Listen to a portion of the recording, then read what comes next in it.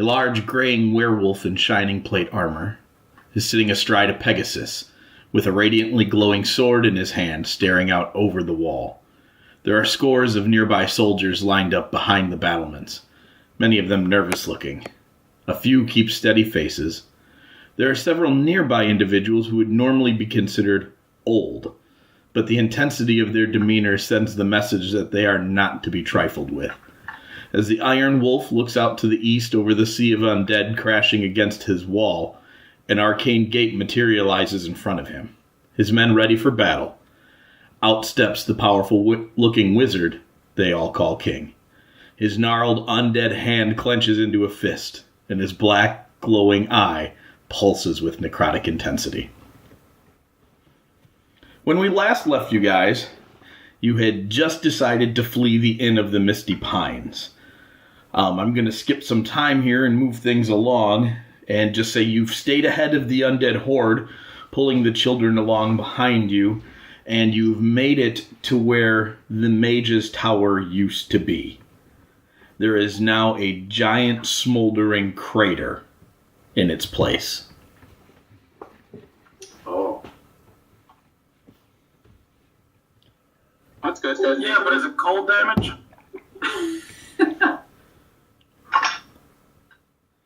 Cold damage. Yes, definitely. It was cold damage. To answer your question, Kane is growing her beard out. She's definitely old enough to where she's probably got old lady mustache going on. Yeah, definitely. Oh, excuse me for coughing. The audio recording is going to be junk tonight. I left my cough drops at work. So, is there anything you'd like to do here or examine here? You have a little bit of time, and then you can probably still stay ahead of the undead. Well, we've rested. Yep, you have rested. Well, we've gotten to fight after the rest. Well, we did do that, but we were rested. Right. Shall we just start getting going? Or do we want to try to take a rest? We should take a short rest. Can we do that? No, I guess.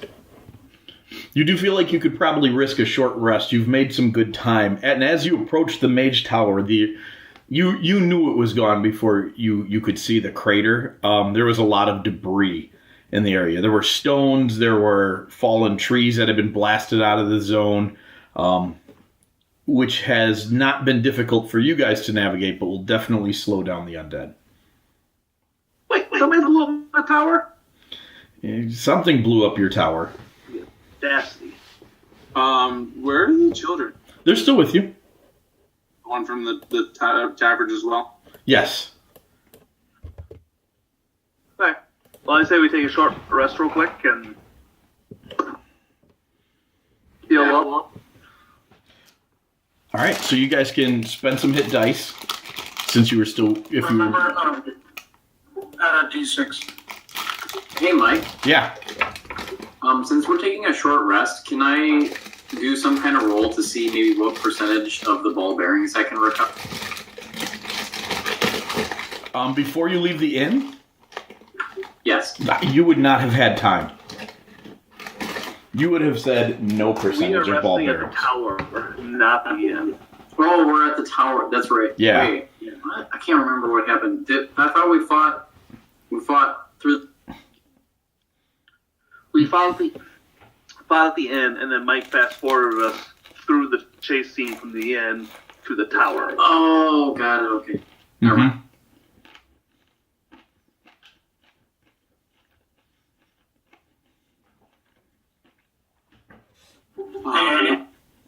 Yeah, Don't forget to add a d6 to your HD. I did. Did you? It was a 3. Does everyone? Oh, okay. Everybody does, yeah. Oh, nice. I'm gonna look around for anything that might be cool that fell out of the blown up tower. Make a perception check. Or investigation, whichever you prefer. A search check. I don't need to rest, so I will do that as well. Graham's resting. But he's still looking at speak to try to help. Okay. You don't find anything neat, but you do find, and it's further out than the crater. You do find what looks to be furniture pieces, books, some clothes. None of it's on fire, but it definitely this exploded. Do I find any body parts? Nope. Do I find anything that looked like it survived the blow up? Nope. Good. It's a frame job.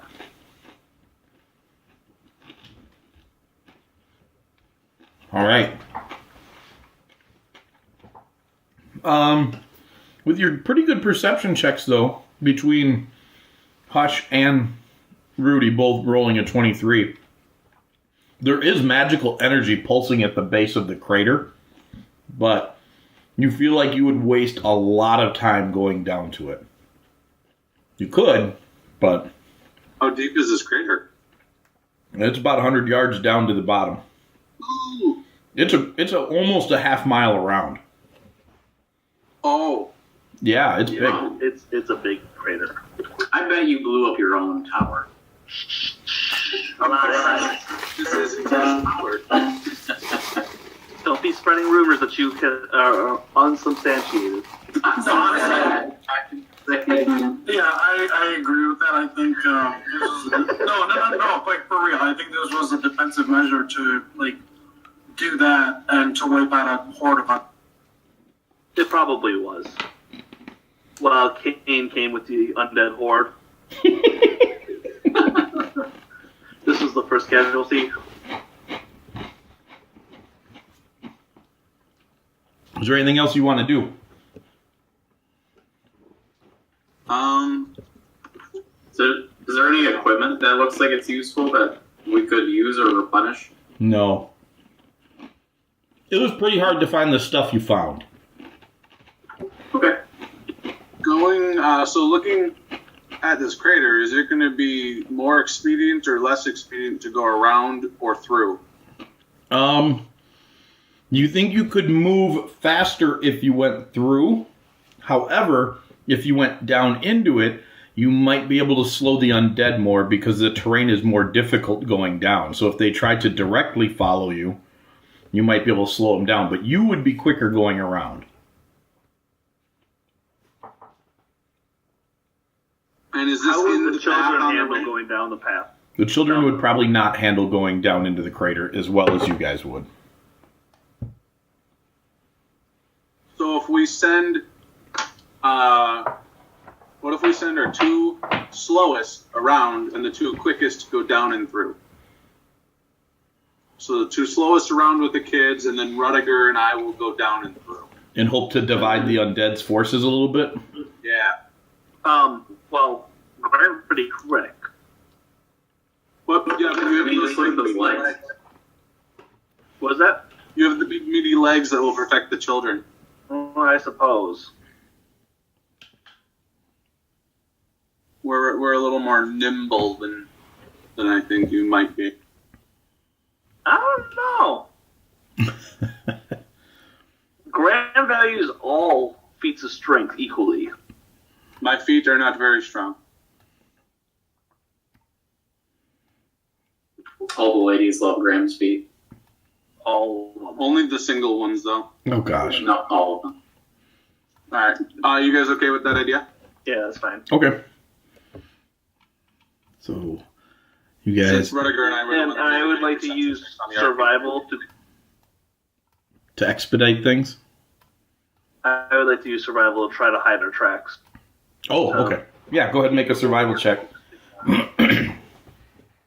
As you take the children around. Ooh, good thing you got advantage. Yeah, that is. You do an okay job of it. So you guys book it down across. The crew going around the crater makes it to the other side first. And you watch everybody else scramble up. And sure enough, you do see the undead forces split apart and go down into the crater. Make perception checks for me as you look back down into that crowd. 13, 20, that's a good one. And 3. Nope. Argrax is a little tired with that 3 from trying to keep up with Graham as you guys ran around the north side quickly. Rudy, you're not sure what you're seeing, but just entering into the crater on the other side, and it's moving fast, are some skeletal creatures. You are now starting to not just see skeletons and zombies in this crowd. You saw the 2 ogre zombies at the inn and the ghasts and the ghoul, but this is something different entirely. It doesn't move like a humanoid anymore. But it's definitely skeletal. But I can't identify exactly what it is. You cannot. It's lost in the sea of stuff, and every once in a while you just catch glimpses of it, so you can't really see all of it. But it came from behind the horde, and it's working its way through very quickly. Horde.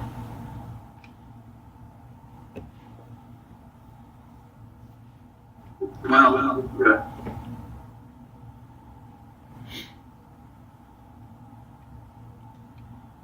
What do you guys want to do now? As we passed through, did we notice anything about that arcane pulsing we were near? You had to go around it. You couldn't get close to it. It started to electrify you, and you felt like you were going to start taking damage. Okay. Coward.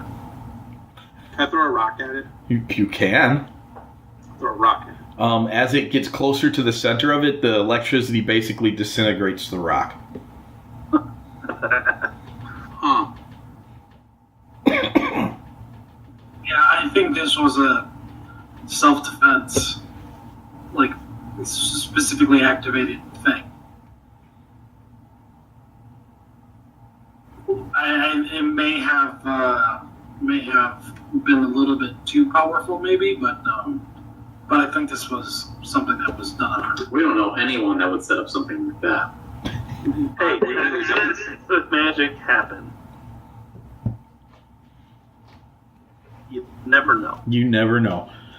Are you going to wait to see what comes out of that horde, or are you going to turn and book it? No.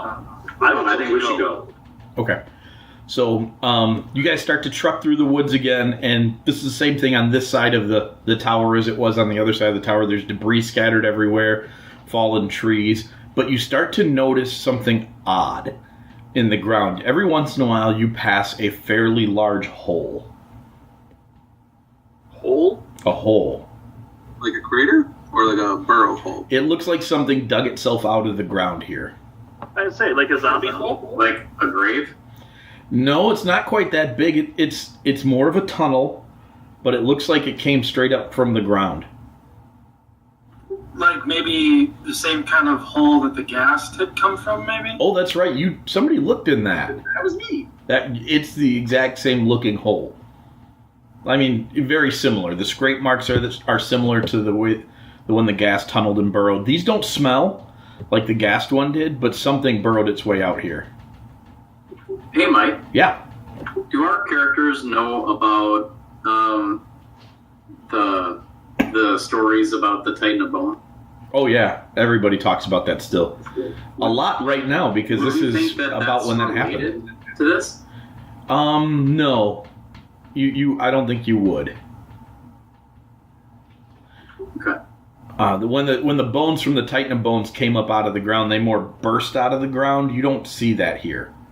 This definitely looks like something dug and pushed its way out. Okay. And if I remember correctly, I don't know if we would know this, but the Titan of Bone wasn't Correct. It was not undead. Yeah, but he had undead with him. No, he didn't. Mm-mm. There's no undead with him. The things he created that looked like undead were constructs. Oh. He was the one fully controlling and animating those things.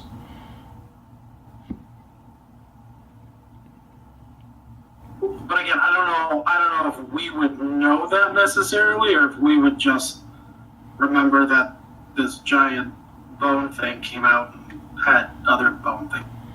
And Titan of Bones would lead you to believe a Titan of Bones. Right.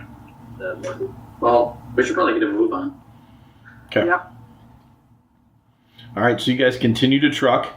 You don't take any more time to examine stuff, which you decide very quickly afterwards it was a good decision because you do start to see undead in the woods out ahead of you and off to the sides of you. They are shuffling in the same direction that you're going.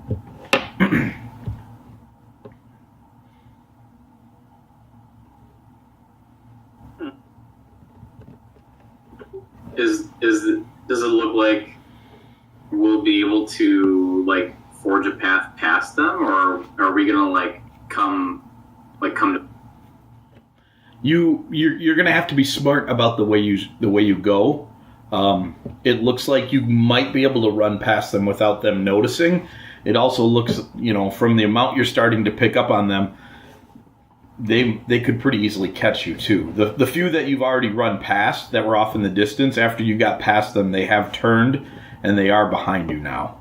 But they're still pretty slow.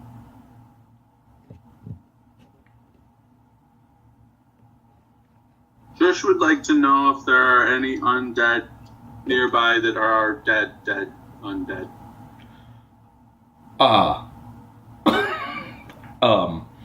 What? Are there any fallen undead? They've been killed. Yeah. They've been killed at least once. Now Right. No. You haven't seen any of those. Okay. You have not seen any undead corpses. Do we feel like there's any slow-moving zombies away from a pack that we feel like we could pick off? Maybe a few. You do see some single walkers here and there. Shush would like to suggest that we kill a couple. As we go through, Uh-huh. I'd be fine with that. What might be a good idea is, if maybe somebody if we find one or two of them, have Rudy maybe pick them off, from a distance. There is no honor in that. Well, no, but there's a reason for this. He doesn't care about it. No, shush, just shush. No, that's me. No, that's him. No, if we attack one of them and another one sees us, how many of them turn around? Is that are they all connected? Are they all moving? Are they a hive collective, or are they all following a command as opposed to a collective? Does that make sense? Yeah, I kind of think we should just try to avoid them entirely. No, I think we should too. But if we find a couple of them and we do decide to attack them, I think it would be best to see Rudy by himself. Maybe pick off one of them and see how the other ones respond to it. What was your experiment? That was part of what Shush was trying to do. I rolled an check, but that was part of why Shush wanted to attack a couple and see if the horde came or if just one came. Right, I also would like to fashion a costume out of one. Yeah, no, I'm totally fine with that. I think it comes down to though, if we do this, the only person who should be visible is just Rudy, just so that there's one person that they're looking for instead of all of us. You know what I mean? Sure. All right. And I don't mean to leave. I just mean if he picks one of them off, and does that make sense? Yeah. I see. I get what you're going after. So you guys do book it through, and you do see an opportunity where you think there is only one wandering around not far out ahead of you. You also know at this point you're probably an hour from the wall.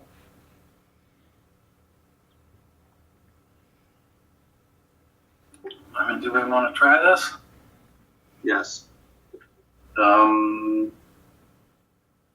mean, Grant I will is if ready you for want. it to go wrong so that he can kill lots of things. I will if you want. I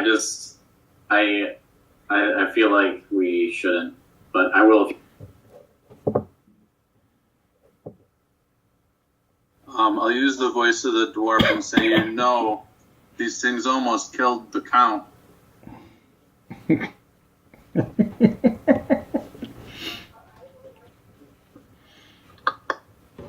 All right. I think the group does want to do.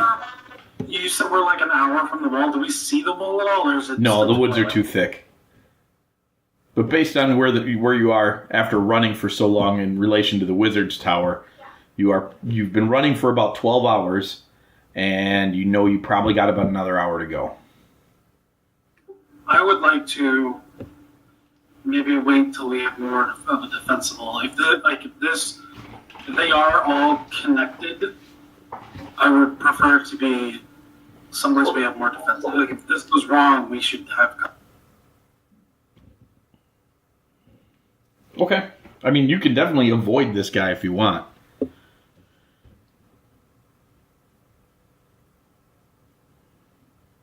As you wish, Commander. All right. So You're not bonkers. No, that's one of the things I've written down. Oh, okay. All right. So you guys just decide not going to screw with the zombies, and you're going to press on, which you come to find out is a fairly good decision. There are several skeletons running behind you, gaining ground on you. They are much faster than the zombies are. So, had you stopped to maybe monkey around with this thing, this group of skeletons might have caught you. So you push on, and you burst through the trees, and you can see the wall. You're much closer to the gate than you originally suspected, and you see a few people up on top of the wall, but not a lot yet. Not nearly as many as you expected to see when you got here, considering what had just happened and everything that's unfolding. But you do see some people up on the wall. When they see you come out of the trees, one of them blows a battle horn.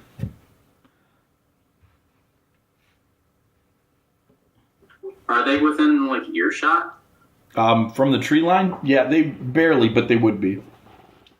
So, is there anything that we can use with our soldier background to maybe I would like those? to my drums. Okay. Can we basically let them know that we're allies? Yeah, absolutely. One of them is on the battlements, waving for you guys to come closer. I'm running. Okay, but as he starts waving for you to come closer, several creatures burst out from the trees, and you guys are going to need to roll initiative. Rudy, you do believe these are the things that were chasing, or you saw like booking it through the crater, that they have indeed caught up to you. You do not like the look of them at all.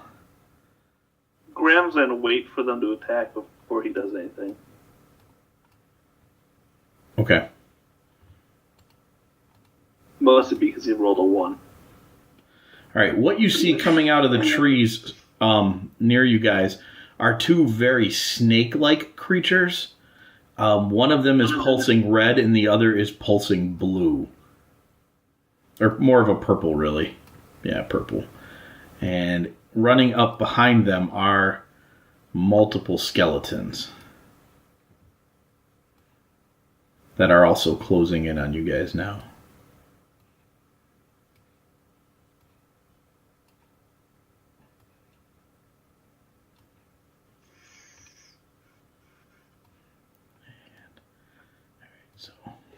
Oops, I turned the kids off. There we go. That's what you guys are looking at. Oh, hey, I recognize those. Yeah, Naga stole my bike. Naga. Rudy, you're up. Okay. I don't think Shish knows what these are, though. You guys might not. You might. You're pretty well trained and versed in monster slaying. You might have conceptually understood that Nagas are out there, that they're snake-like creatures, powerful magical entities.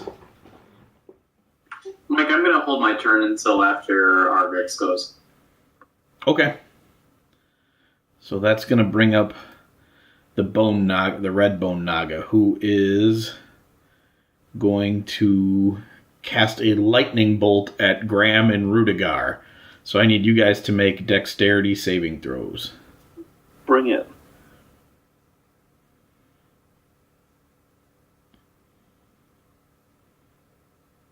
$21. 21 for Graham. All right. So Graham and Rudy, you will both make your saving throw.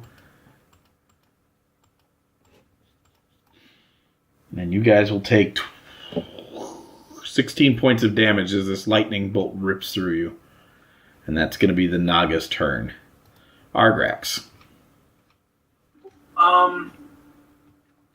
Is anybody else getting some weird error with Nope. Okay, just me. Did you run the update? No. That might be it then. Okay, I mean, it's fine. Okay. It just keeps popping up, but then it goes away. Oh, all right. So I don't know. Okay.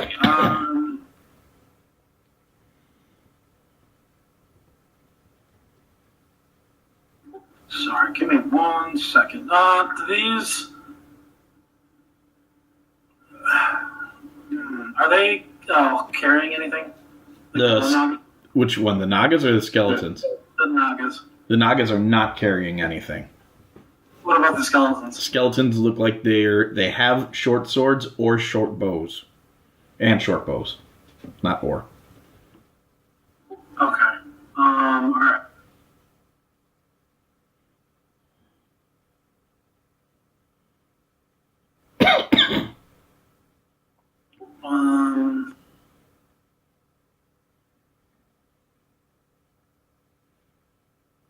I was not prepared to go this early in this round. Sorry, man. You rolled good. I did. Actually, you didn't. Everybody else just rolled bad. No, I mean, that's really what it's about. Everybody else rolled terribly. I will just shoot them, I guess. Let's go for the red aura bona. All right. And that's the end of my turn. Okay, cool. All right. So the skeletons pull out their short bows and decide to take shots at you. So they're going to shoot. One's going to shoot at Argrax and one's going to shoot at Shush. The one shooting at Argrax has a critical malfunction with his short bow, but does recover. Shush, will 15 hit you?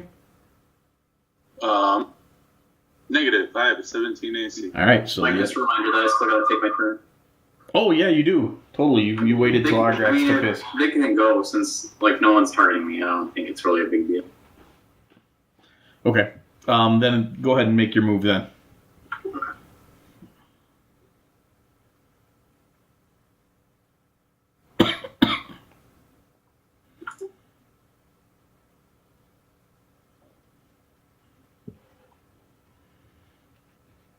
You doing anything else?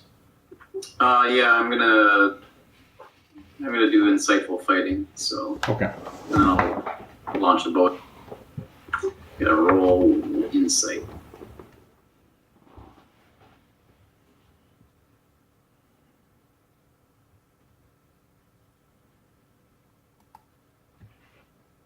And an opposed deception check.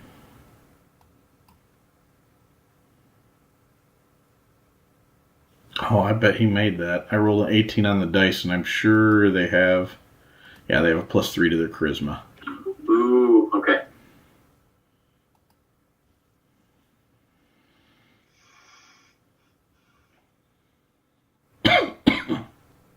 That's my turn. Okay, so the next two skeletons are going to take 2 short bow attacks. Same style.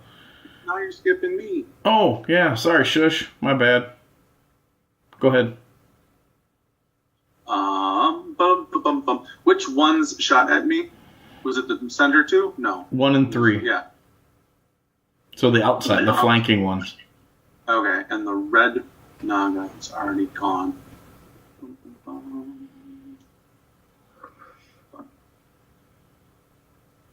move over there.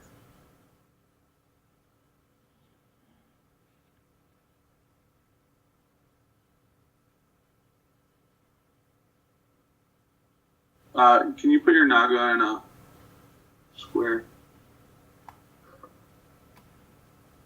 Thanks, sir.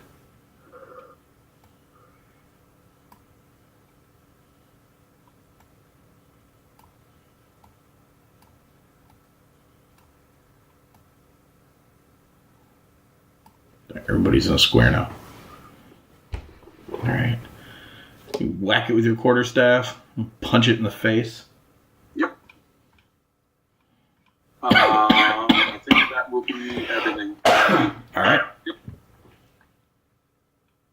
So then those two skeletons take shots. Does a 19 hit you, Argrax? Yes, very much All so. right, very much so.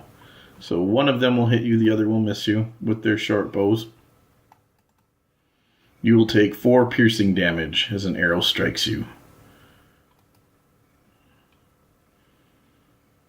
And then it is the purple Naga's turn.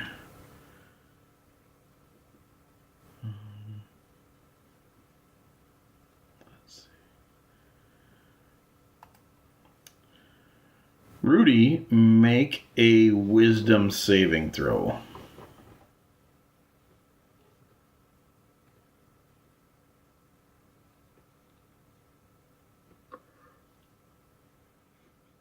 As this Naga casts a spell on you. Oh no, spell.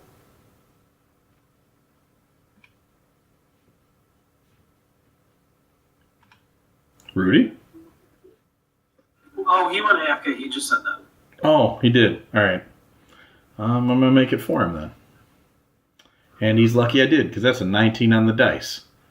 So, Rudy is not held in place by the magical effect. Well, that's good. Yeah. So the children are going to book it.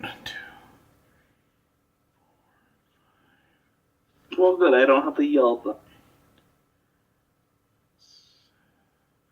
They can get all the way to here with their dash. And the soldiers are throwing ropes over the wall. They are not opening the gate. All right. Rudy, the Naga tried to cast Hold Person on you, but I rolled a boom saving throw for you, so you didn't have to worry about it. Sweet, thanks. Yeah, you're welcome, dude. Graham, you're up. Graham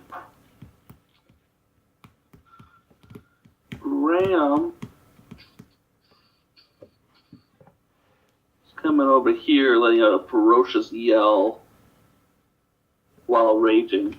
And we're raging. And will let his fury out in a reckless attack against the Bone Naga.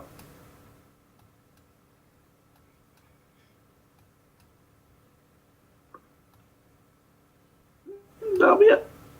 All right. Why do we have 3 Argrixes in here? What? I mean, yeah, I'll go 3 times. You're not supposed to. How did that happen? I'm supposed to be multiplying That's skeletons, not Argraxes. Argrix, your turn.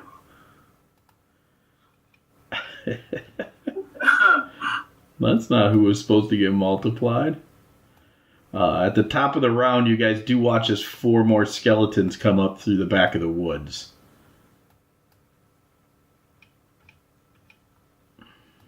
We should leave.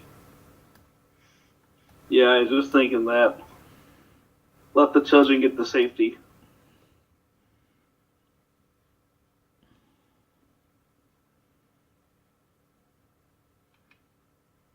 Oh, I'm sorry. That was my. Well, a 19 still hits. That was Yeah. my rapier. Okay, not a problem. No, I'm assuming a 19 still hits. Yes, absolutely. Oh, dude, you rock that thing. I'm gonna move backwards towards the ropes. All right, and that was against the red one, correct? Yep, yeah, it's targeted properly. It didn't do any damage to him. Oh, that's weird. Oh, I'm not selected on him anymore. You didn't target him. I originally did, I thought. Yeah, whatever. It's all good. I Did I added do my damage. original damage then? It did you rolled for your rapier, which hit. Yeah, it did the first damage you did last round. That's weird. I don't know what happened then. Yeah, I don't know either, but you did it. All right. So, Red Naga is up. It is going to cast... No, it's going to bite at Shush. And miss terribly, stupid Naga. That's its turn. Skeleton 6 is going to shoot at Shush. 16 hit you? 17 AC. Okay. So just barely miss. Other one, Skeleton 8 is going to shoot at Graham. And that guy will miss as well. Argrax. It's weird. Every time it gets to... Maybe it's because you doubled me or something, but every time it gets to me, it gives me an... I don't know. Well, I didn't double you till after you were getting the errors. When I was adding the next wave of skeletons.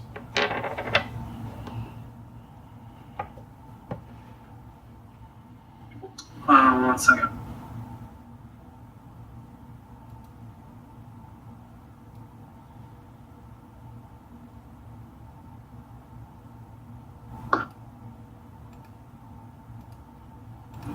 I don't know. I'm sorry, what was that? I'm still thinking. I was looking at something. I will probably breathe some ice in them. Hold on.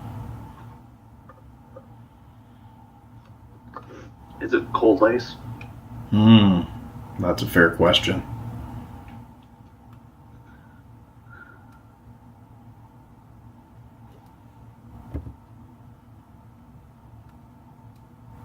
Our whole campaign the last 2 years has been one big meme. That's most campaigns, to be fair. It's true.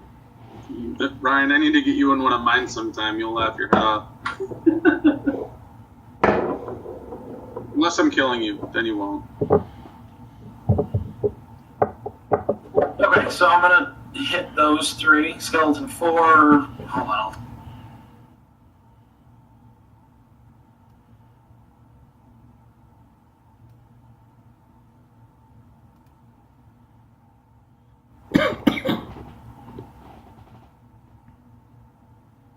Oh, that was bad saving throws.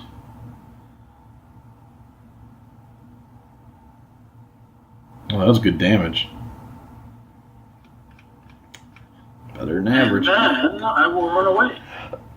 All right, you boogie.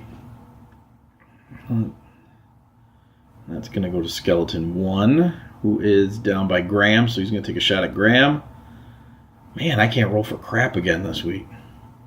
Skeleton 3 is going to shoot at Shush. 18 will hit Shush. Yes. For 7 points of damage. Mine. Don't you have to roll? Yeah, make a roll. I am. Oh, gosh. Yeah. I catch it. You do catch it. Who was that? The guy that's closest to you, number 3. I'm gonna hit him with. Do it.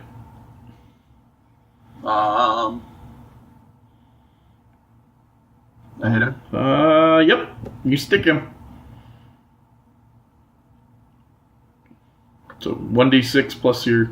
Oh, D6, not D8? Well, it's a d6 piece of ammunition. Okay. Killed it. You can't not kill it, actually, Right. with plus 4. Because it only had 5 hit points left, so... Yeah, so you whip it back at this thing and stick it right through the head. And it crumbles over. And now it's your I make turn. the sound of a crossbow firing as I do it. Nice. It is your turn. What do you want to do? Ooh. I'm just gonna keep wailing on the Naga. Yeah, kill that one too. Oh, a 20 will hit it, but I did. Yes.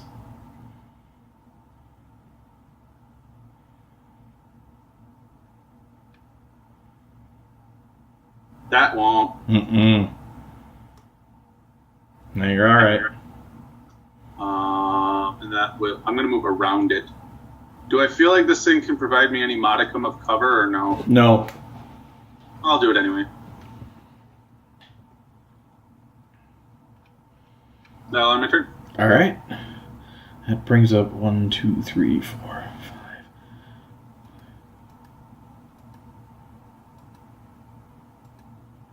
All right. So 2 skeletons are going to shoot at Shush, and 2 are going to shoot at Graham. What do I got here? Shush, you're going to be hit again. The others are all going to miss. And I believe that has to be. So one is going to hit me. Yep, for 6 points of damage. I will use my reaction since it's after my turn. Yep. To catch it. Nice. Which I don't think I can lose on because I have a +8. So. Yeah, you can't. I catch it. Are you going to throw it back at him? No. I just hold on to this. Okay. That's the children's turn. Hey, if you're hanging on to arrows, you can give those to Mila. Okay.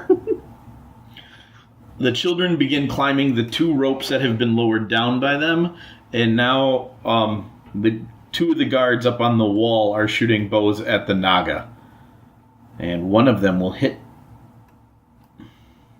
for, that's terrible damage, but Red Naga takes a little bit more damage.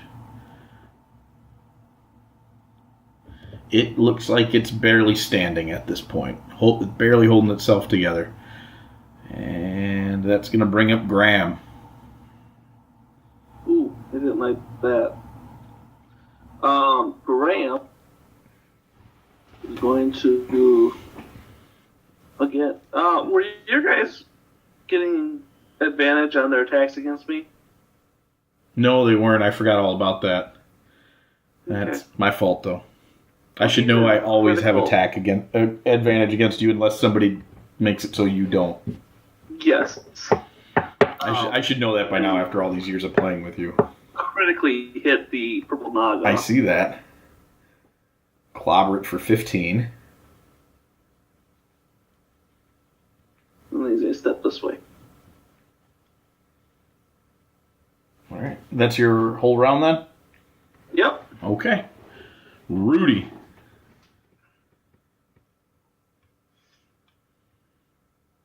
Bam. All right, the Red Naga goes down and explodes in a shower of bones. I'm good. All right. No, I'm going to take a potion, actually. All right, so you guys watch as from the back of the skeletons now, you begin to see zombies coming through the woods.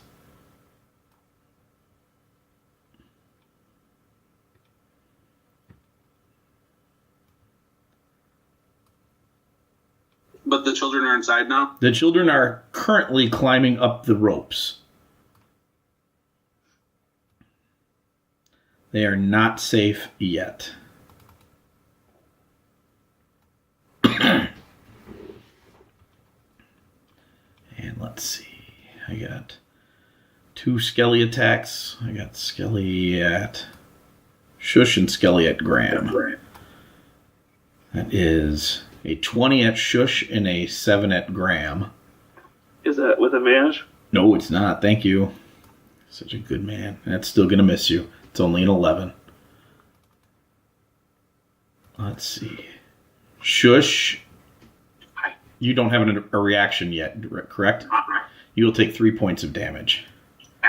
So not a lot. Zombie 2 marches forward, then forward again. Argrax.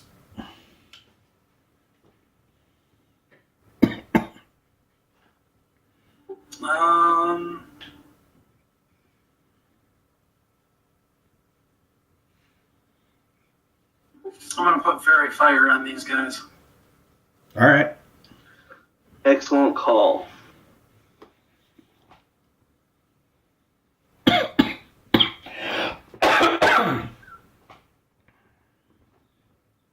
Oh.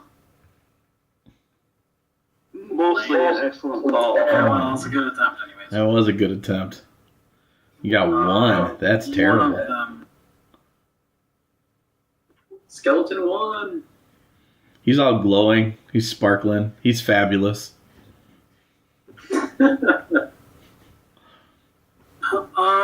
And that's it. I'll stay here. Okay. All right. Skeleton 1, with his fabulous self, is going to shoot at Graham with advantage. And that's a critical hit. Okay. Listen to the Spartans. For 7 points of damage. Okay. And then it's Shush's turn. Is there a square on the map for a reason? That was the fairy fire. I'm moving it. Oh, okay. Oh, you win.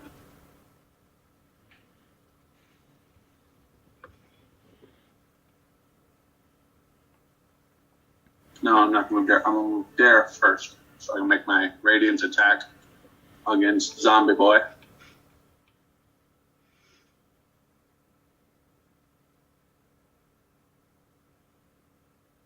And then I'll finish my movement and protect the children.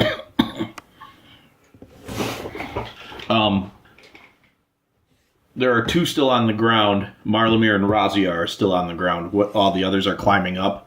The others are all on their way up the rope. Tommy from the inn is having a hard time climbing the rope. He's going... Can I lend him aid or no? No, you can't help somebody climb it like this. Okay. So that brings up Skeleton 4, which is going to shoot at Graham.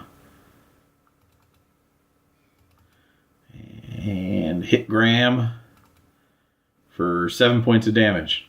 I hit you for as much with a regular shot as I hit you with a critical last time. Graham, again, you are the closest. What's your AC? 18. So that guy will miss you. And then this zombie, 5, 10, 15, 20, can run all the way up to you, but he cannot attack you. Skeleton 2, make his 2 attacks. And good thing he's got advantage, because that was a 1. He will miss you, though. And the next skeleton will hit you for 5. And then it's the Bone Naga's turn. And he is going to cast Lightning Bolt again at you and Shush. Huh? So I need dexterity saving throws from you.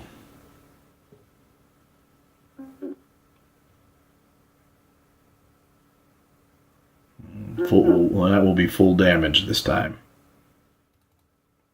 Both of us? Look that way. I have 15? 15 nose in the row? Oh, 50, I thought you had...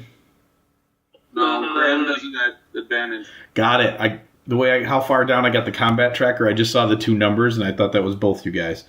Graham, you're going to take 32. Shush, you'll take 16. Halved and then halved.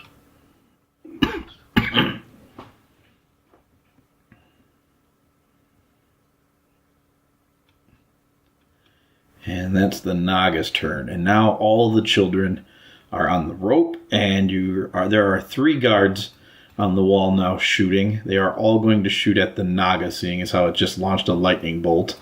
2 of them will hit. 1 of them falls off the wall. Oh, no. Yeah, that's a 1 followed by a 1. Good job, buddy. He is We have a guard down on the ground? He is going to take... How high was that? 30 feet. Oh, no. He is going to take 27 points of damage, and he is unconscious at the bottom of the wall. That's not how you do that. I'm so glad that happened. That's great. He's trying to get a good angle and a shot, and just over he goes. His friend hit the back of his foot like it's a joke. I watched this. Wait, no! At the same time, he stepped on a banana peel. And the zombies move forward. Graham, no longer attacking recklessly. okay? Putting a little bit more accuracy in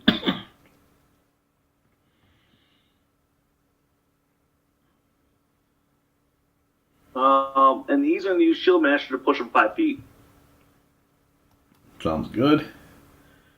That you will succeed doing so. Excellent. Do I need to make a roll? No, I just assumed you would because I rolled a 4 on the dice, and Okay. I didn't think I had any chance of beating you at an athletics check while you were raging. I suppose I have a minimal chance, but so all right. So you push him back 5 feet. And then we'll roll that way. Oh, I thought you were gonna boogie out, and you're like, nope. No, I gotta keep Rudiger his sneak attack. All right. From the other side of the wall, you do hear a war horn blow, but it's faint. Rudy, you're up.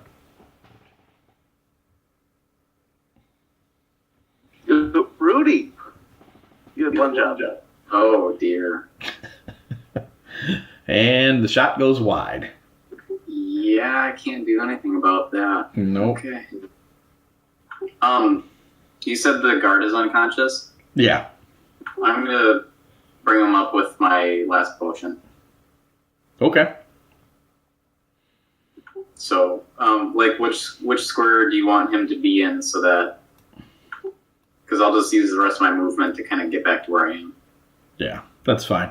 You can definitely jump back and forth easy enough from... Okay, then, alright. Technically giving somebody else a potion's an action. So you can't do that. Then I wouldn't do that because I took a shot. So. Correct. Alright. Okay, I'm done. Alright, skeleton. All the skeletons, Graham is their closest target. Mm-hmm. But he's no longer raging, so an 18 will miss him. 18 would hit him. Really? Oh. 18 is his AC. Oh, I thought it was 19. Oh. All right. Why are you no longer raging? No longer reckless. That's what I meant. Reckless. He's still raging. So that one sticks you solid for 8 points of damage. That's maximum damage. The next one will miss. Zombie 2 makes its way to Argrax. And 18 will hit you, Adam. Yep. He will pummel you for 7 points of damage with his fists, and then it's your turn. Okay.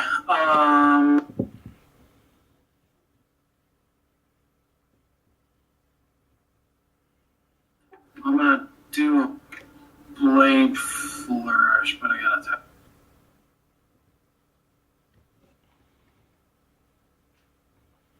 Which one is Zombie 3 damaged at all? None of the zombies have been hit. Zombie 2 is. How did he get hit?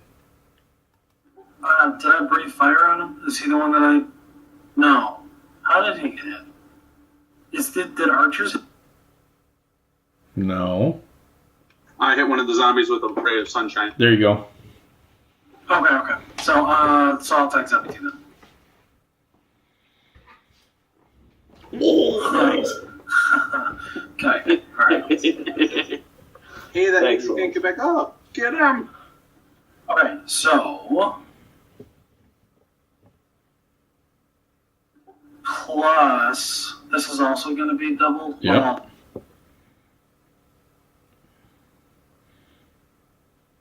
Well, that didn't do anything. Hold on. Nice. Okay, so... So another 9, that will put him down, and I'll need to make his Undead Fortitude saving throw, and that... So that's a total of 19, or 18 damage. Yep, he will fail it. And he goes down. Okay, hold on. I gotta look at what my things real quick. Yeah, so my AC is now plus with 24. Whoa. Your AC is 24? Yes, I add 9 to my AC. Okay, awesome. For what? It's part of my sword college thing. Just until my next turn. That's still not done. Yeah. Just. Yeah. That's amazing to use that on a turn that you got a critical on. Yep. Like at level 4, holy cow! Yeah. So short bow at Graham. Oh, you gotta be kidding! Oh, it's still your turn. Yeah, my eye. Yeah, okay. Sorry.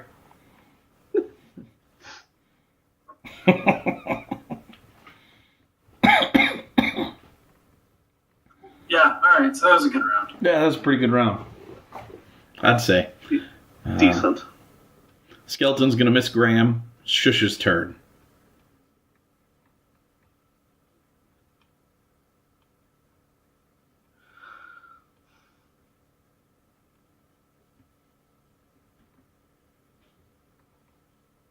Oh, you lucky duck. And that didn't put him down, so I'm going to run up next to Argrex and punch it.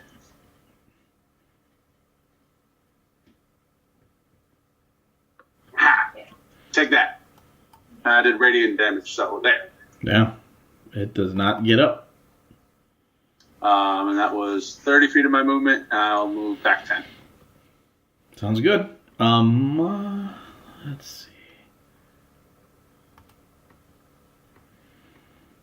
Skeleton 4. It's gonna shoot Graham. And hit Graham for 3. Skeleton 5. It's going to miss. Zombie 4 is going to pummel Graham for 3. Skeleton 2 is going to shoot Graham for 3. Dang, can I please stop rolling 1s on the 6-sided dice? Skeleton 7 will miss. And that's our Bone Naga, who's going to attempt to bite Graham. Get him. And miss. That's sad. Children. The first few children cross over to the top of the wall. The guards pull them in. And then the 2 guards on the wall will take shots at the Naga. And they will both miss. Does the guy on the ground spit up blood? No, he does not. He breathes peacefully. He can last another round. Let's see. Zombie 1 will hit Graham, barely hit Graham, for 5. Graham, it's your turn. Graham is going to take the dodge action and hold his ground. All right. Every attack on him is at disadvantage. Sounds good. Rudy.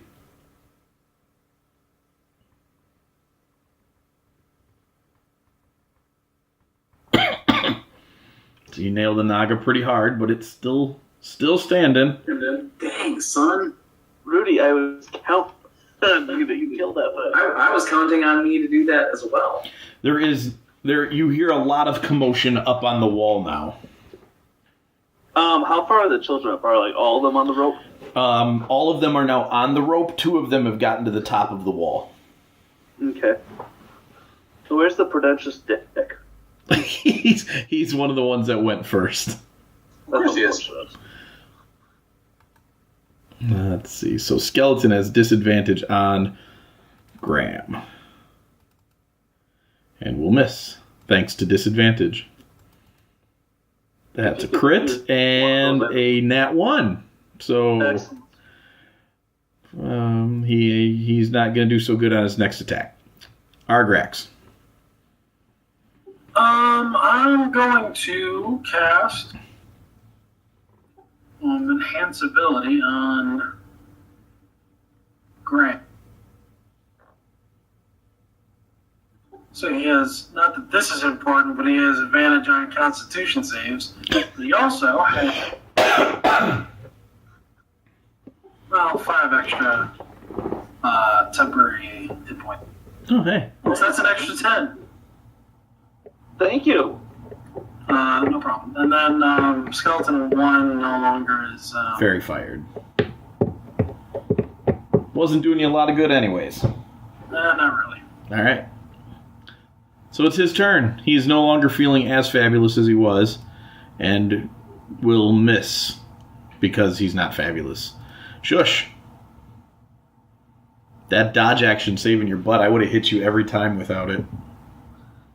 I need one of them to hit. Just probably not the bow no-go. Oh. Oh, I missed it. Yep, just barely. Huh. Okay.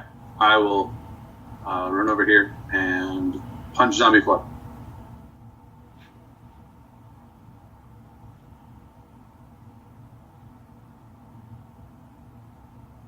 And run away.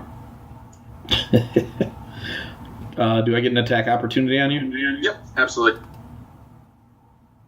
That will miss. Yes. All right, so back to disadvantage shots at Graham. And 17 will not hit you.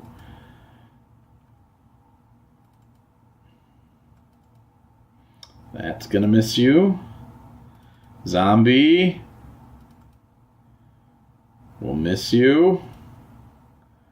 Skelly.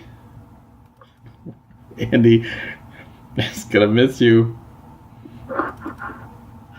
Alright, that's going to hit, and that's... I would have crit you, but I just hit you. Hey! Excellent! Sorry, I accidentally rolled a crit. It's 5 points of damage. Which will be 2. Excellent. And now it's the Naga's turn, who is not going to hit you. This is attempts to bite you.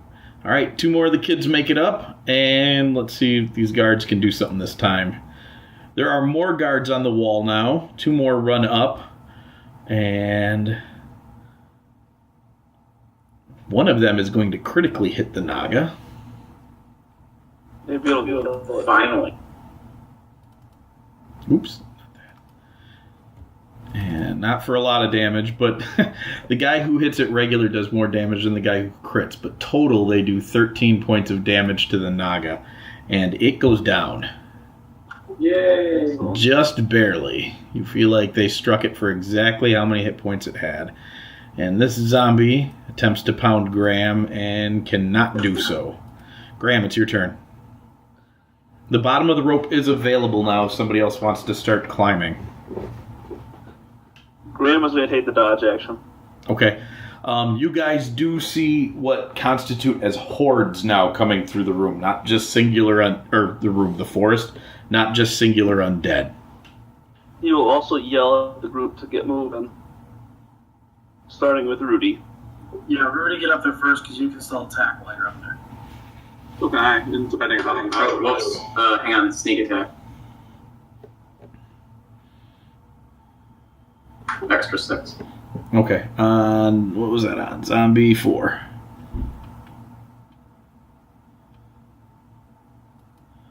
He's got to make his saving throw.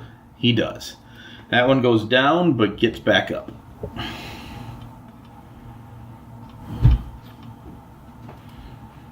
Alright. You're dodging again, correct, Andy, you said? Yep. That is correct. That guy will critically miss you. And recover. That guy will miss. Argrax. I will tell. I don't know. I'm not gonna say anything.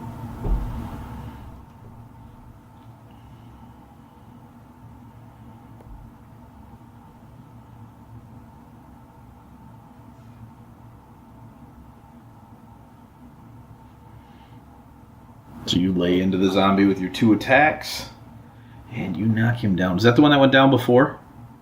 It was, yes. Okay. So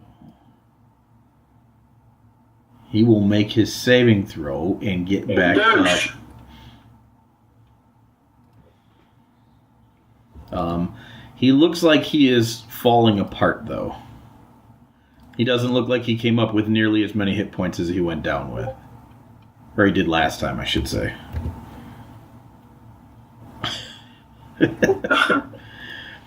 All right. Disadvantage short bow attacks. Oh, that's in that one again. And a recovery. So, shush. I'm going to make a radius sunbolt against the zombie. Do it. Zombie's stupid. An 11 hits them. And you killed it with radiant damage, so it stays down for sure this time. Indeed. And then I will begin climbing the rope under ready. There are 2 ropes, so you can grab the other one. Okay. I'll do that.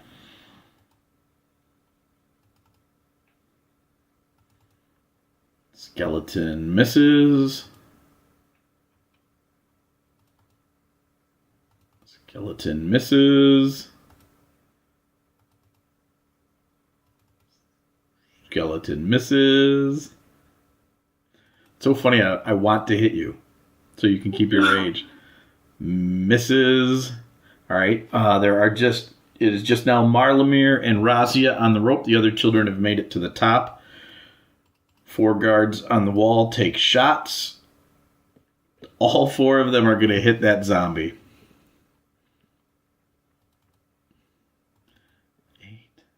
8, 3, and 7. So 26 total points of damage to zombie 1, which is enough to kill it. And it does not make its saving throw. Graham, you're up, and you're zombie free at the moment. But nothing attacked you. I am going to dodge. Okay. Rudy, I can hit that. if you're shooting while hanging from a rope, you have to shoot at disadvantage. I will not climb the rope yet. You already started climbing the rope. I mean, Am you I can already? Oh, okay. yeah, you can drop back down if you want. No, I'll try a disadvantage. All Actually, right. I'm going to do insightful fighting first. Okay.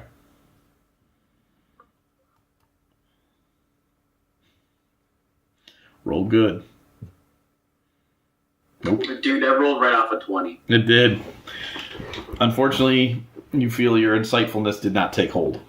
That's fine. I'll disadvantage.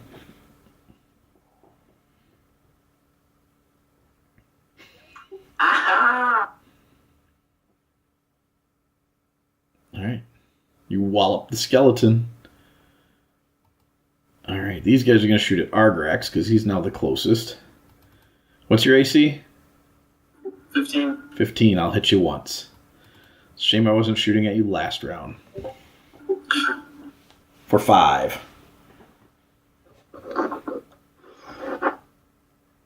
And now it's your No, turn. you're fine. You're fine.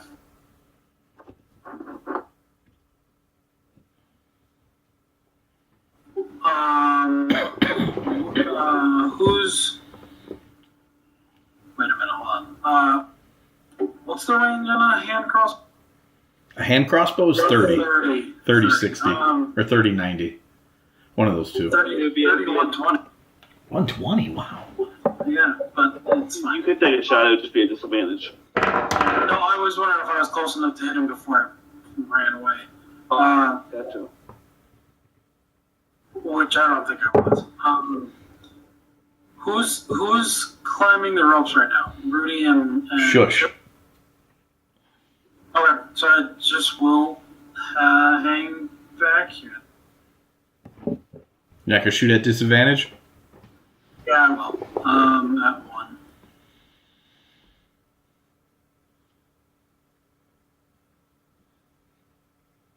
Oh.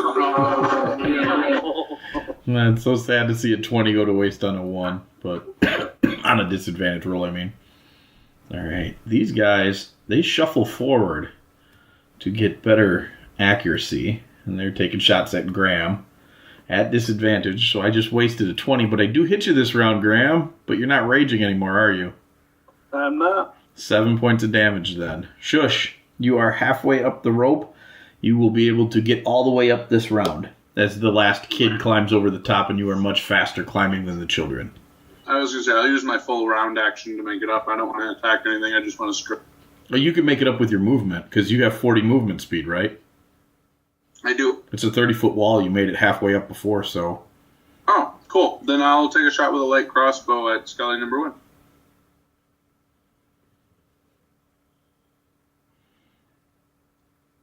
Oh, boom. You blow them apart.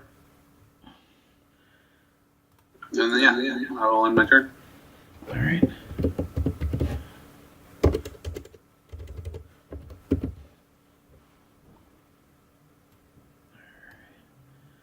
You guys do see these guys coming in behind the skeletons.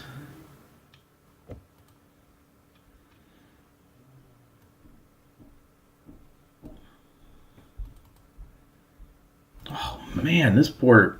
It's like he already had disadvantage, and then I rolled another nat 1 on him. And I rolled another nat 1. He hurts himself.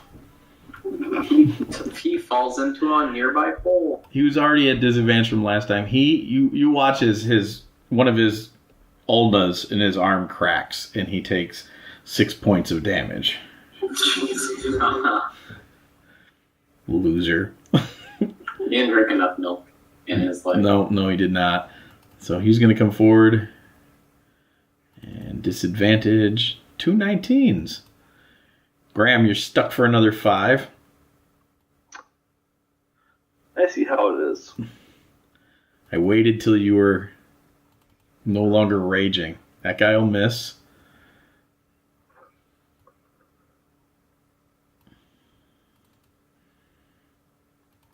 And that guy will also miss, just barely. So the guards are up. They will unload 4 arrows. You now see, those of you who are up on the wall, shush, you see several werewolves bounding up the stairs behind, and one of them is riding a Pegasus straight up the stairs. Awesome. Yes. I look at it and flap my wings, confused that it's not using its. It appears to be leading his men. Let's see. 2 of these guards are gonna hit.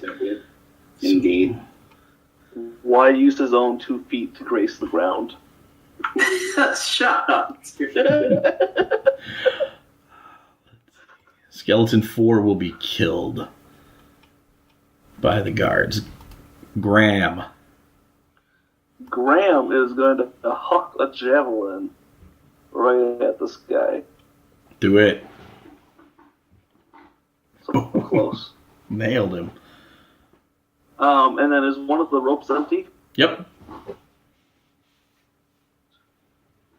So 15 feet, so I'll get about halfway up. All right, sounds good. Which brings us to the top of the round.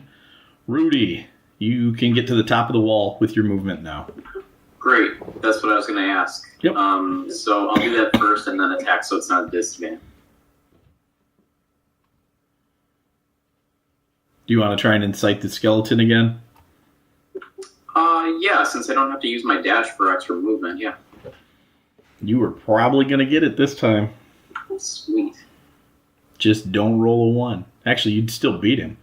Yeah. All right, you may use your sneak attack on him. Excellent.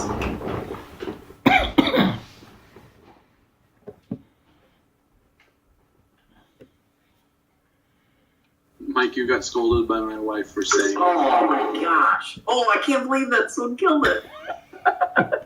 So bad. Minimum damage. Seriously. Well, he'd already been stuck by the guards. I'm sure I did get scolded by Crystal.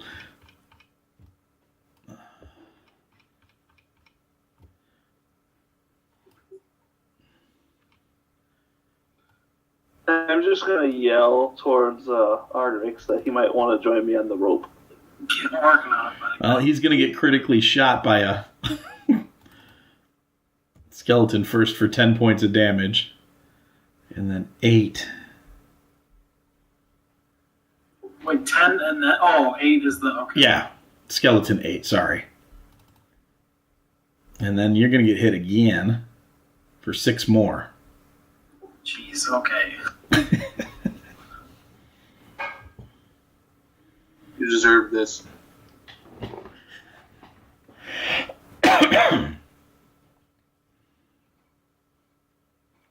And now it's your turn. Okay. Okay, I'm going to, with a bonus action,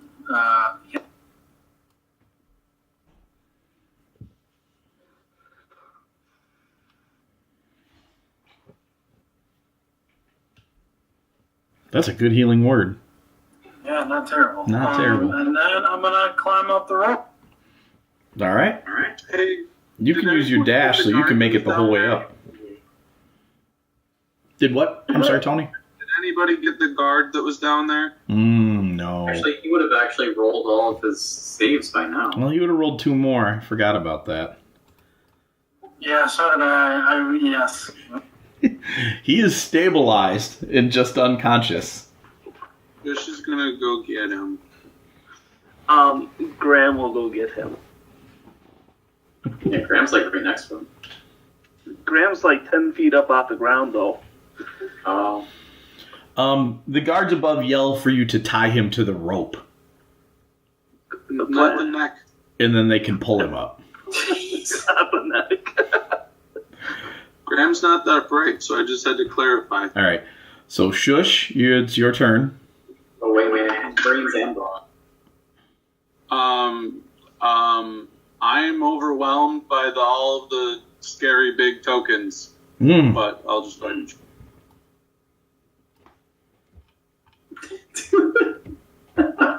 What? I totally had that part of the map, like, behind my, my character, player character thing. And so, like, I just flipped back to the whole map and saw how big... Look at the tidal wave of Undead. Well, now that you're on the wall, you can see the trees moving, and you can see all the way down the road. There are undead for as far as the eye can see. I will just start shooting radiant bolts into the sky out of, like, animosity. All right, so who's getting... And I suppose Argrex made it to the top. So Graham's the only one on the rope. Dodging on the wall. Yeah. Well, that's a miss. Another nat 1 for the skeleton crew. And then a miss. And then the guards are going to shoot. There are tons of guys up here now. I'm going to... Yep, there's all the 20s. D20s, 1, 2. Not nearly as many hits as you'd think. Wow. Total of 36 points of damage, though, between them. So that will kill this guy, and this guy, and this guy. Hey, did you guys ever see Starship Troopers? I've seen Starship Troopers. So, all right, Yes. Graham, it's your turn. Graham is going to drop down and wrap the rope around the dude's torso under his arms, and then attempt to climb up. Okay, so Just throw are you gonna him. drop? You're gonna drop. So make a dexterity drop. saving throw for me. Actually, can I drop and then wrap it and just grab him and go with it? Yeah, totally. I'm raging. Okay. There are several werewolves grabbing onto that rope and yanking you up, so they have So I don't need to. they have no problem getting you back up to the top. And then you see all of the Baron's army now being able to take the wall and the stand and just launching arrows as the undead continue to Whose army? push forward. The Count's army. Okay. Not the Baron's army. Well, you see the Baron's army too. I don't know. We'll see about that. We'll see what happens. But Baron was below Count. it's more of a title. It's just they all had. If you noticed when the moot was going on, every one of them had a different title. Yeah. But they all have equal standing. Yeah, they govern a territory for Setnovia. But Gabe's the king now, so that's really where the Freudian slip would have come in. So you get to the top of the wall, and the arrows from the undead are raining down pretty heavily. So you are ushered inside of the building there, and other soldiers on the wall just take cover behind the crenellations. And Shush is just blasting radiant bolts everywhere.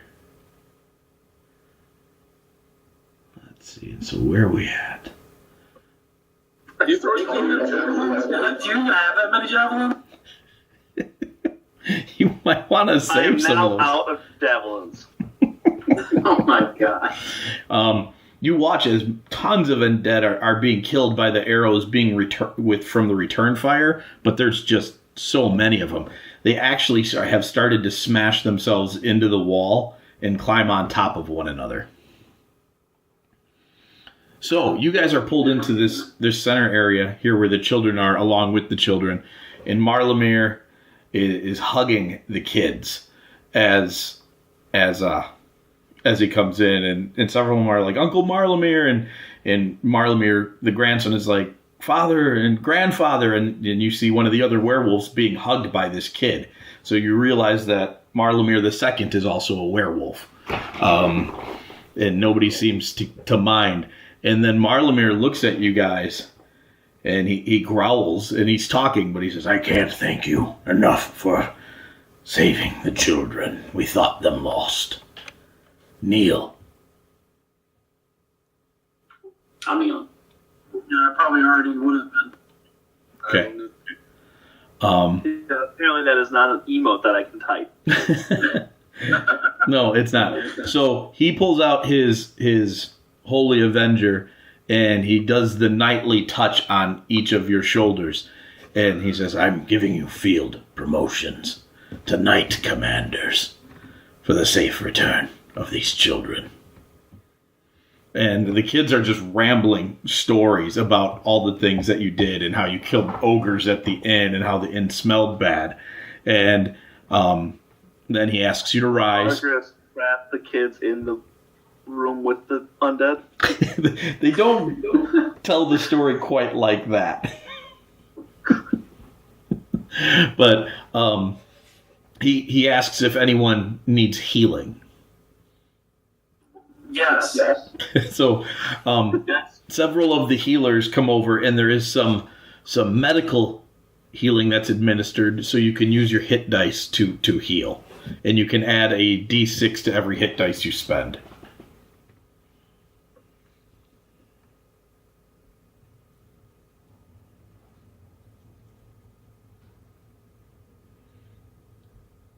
You said a D6? Yep. Yay.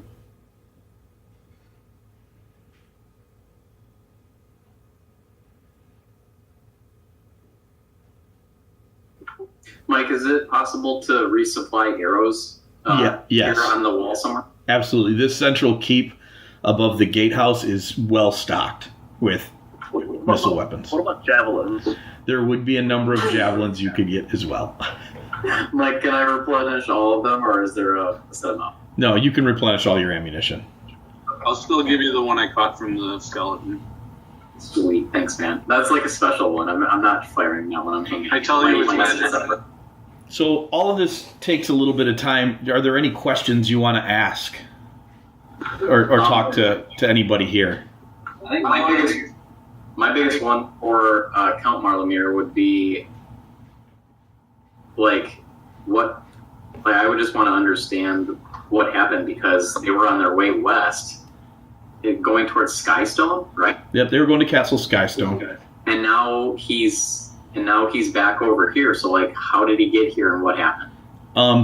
He says that he relays to you the same story that the children told you, that they arrived on schedule as his wife had commanded them to, and he smirks a little bit when he says that, and then he talks about how the whole coronation dinner went to crap, and how the king and queen were smashed under the caving roof as far as they could tell. They watched as the guards took the children down to the teleporter.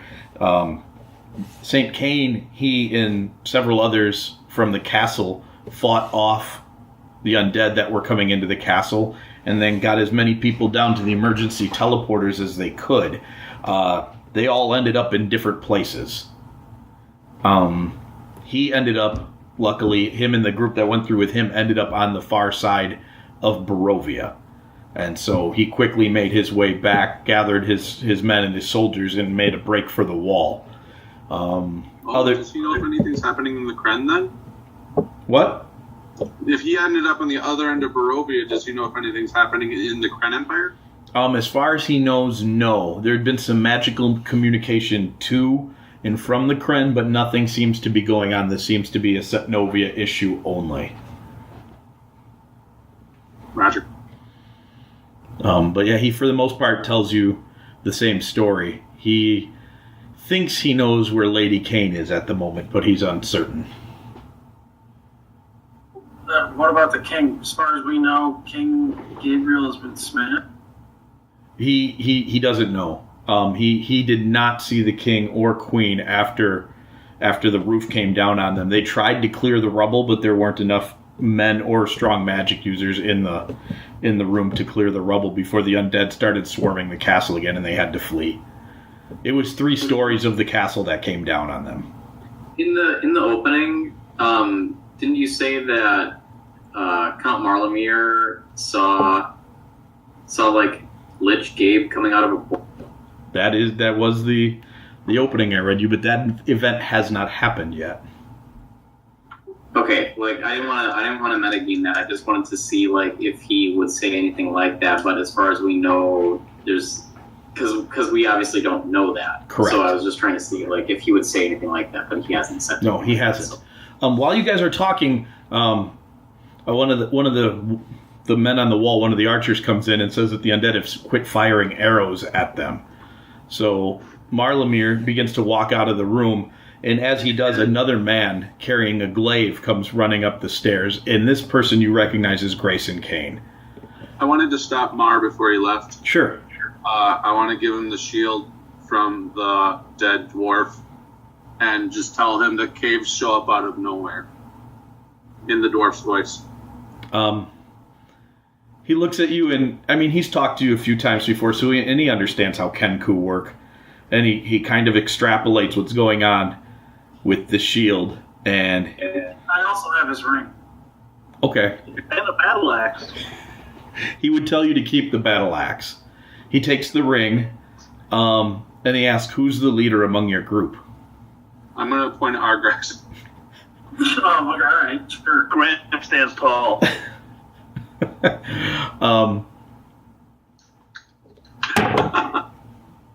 Here we go again.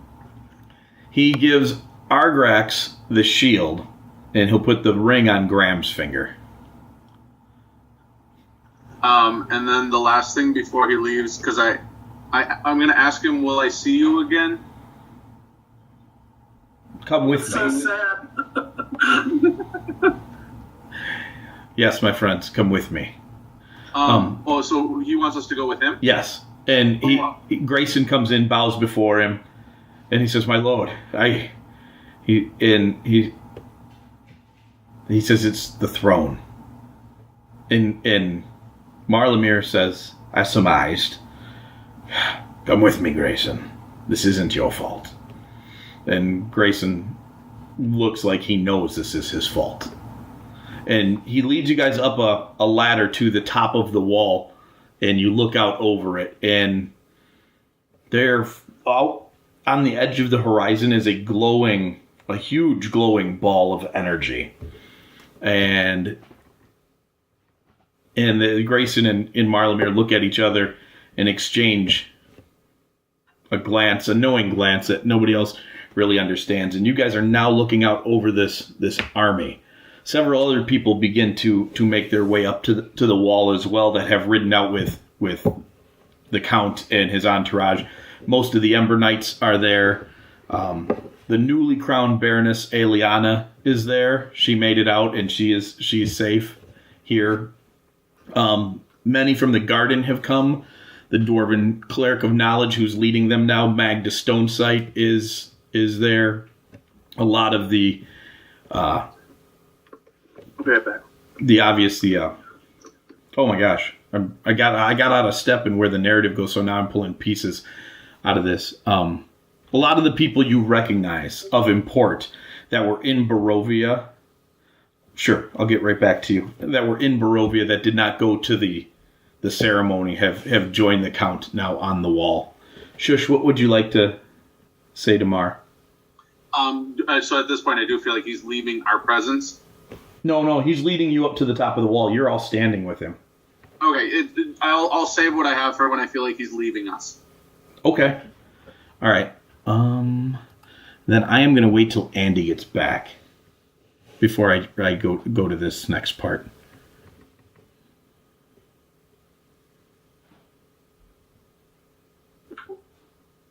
Three-minute intermission.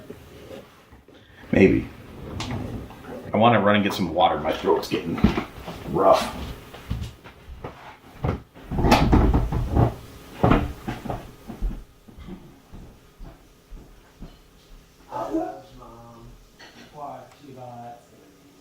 She probably had a plan for that. No, she texted me. Okay. And the text I got was I was at work. And she sent me, I bought you steak and potatoes and green beans. Yep. Good mom. Good mom. Favorite mom. Best mom. I was like, Weston, you should know better by now.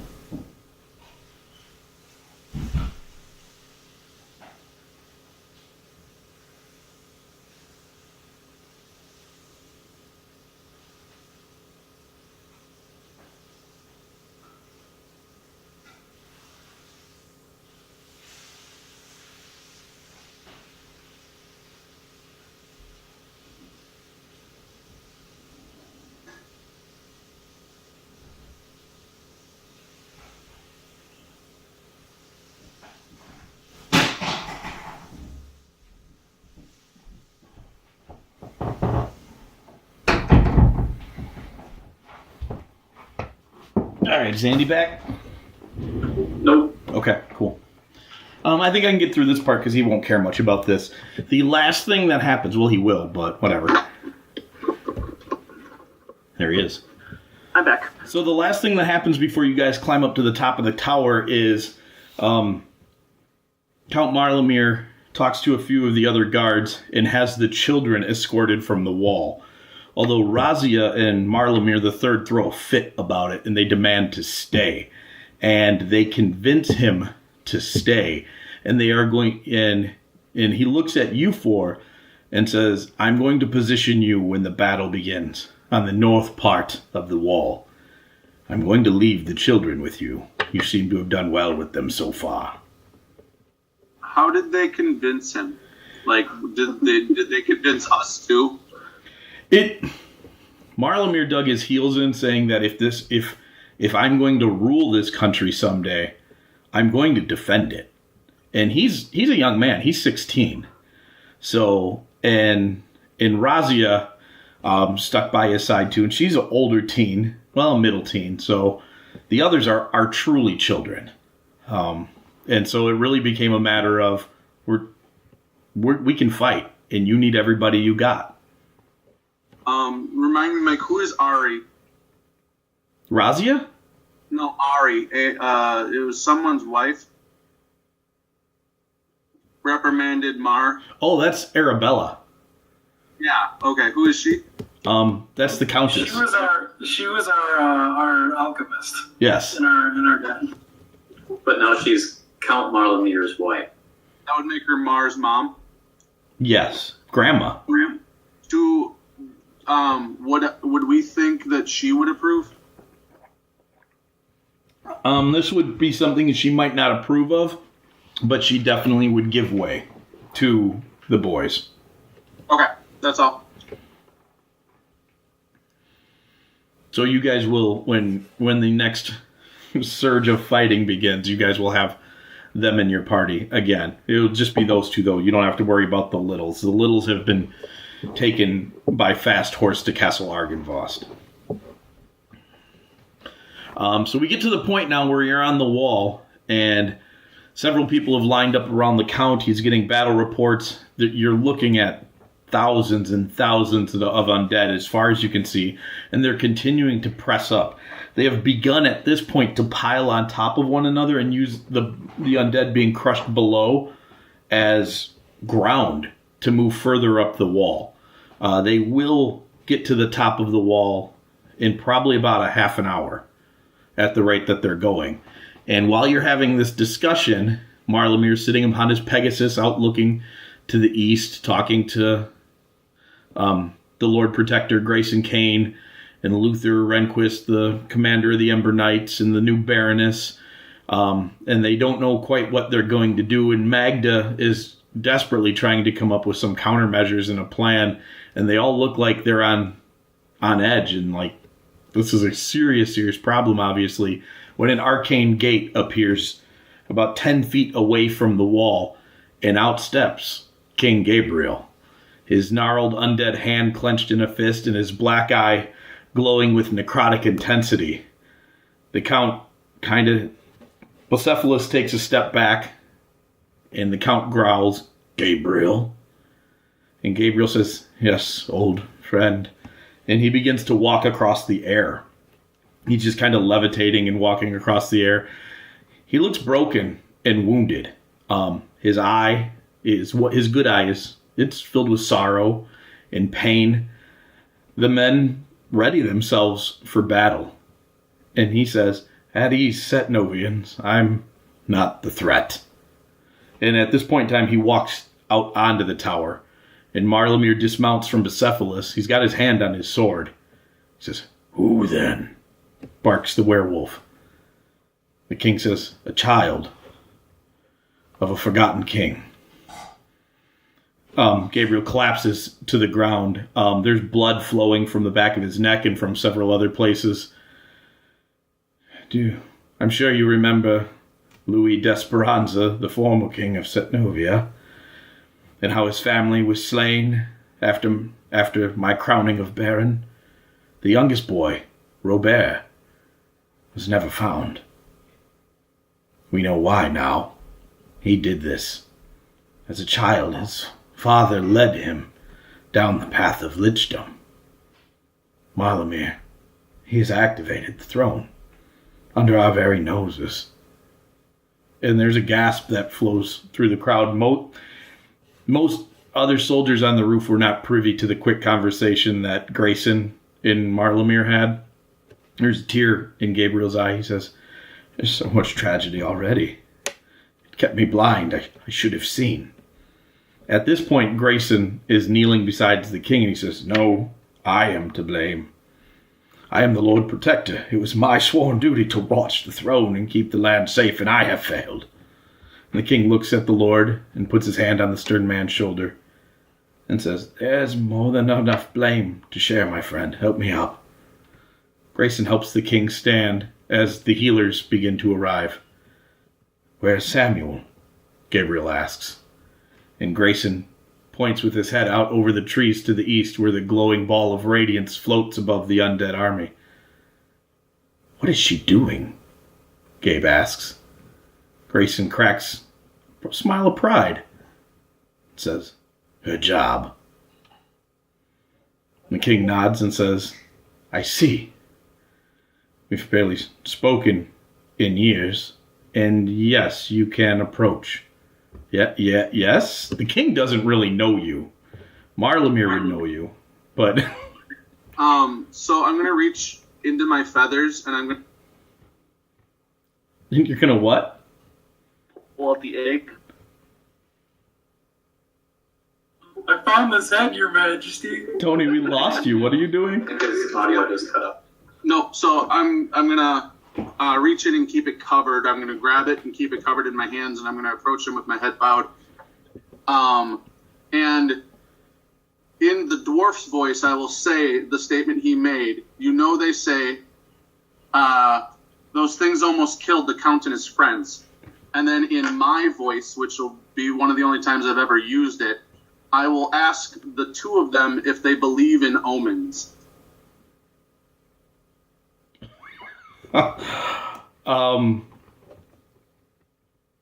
They look at each other, and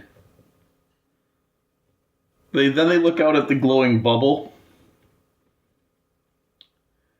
And King Gabriel says, "It's not that I don't believe. We've done enough things to where... Is this a parrot's egg?" And he looks at Marlemir. Yeah, I'll hold it open. Yeah, I'll hold it out to them.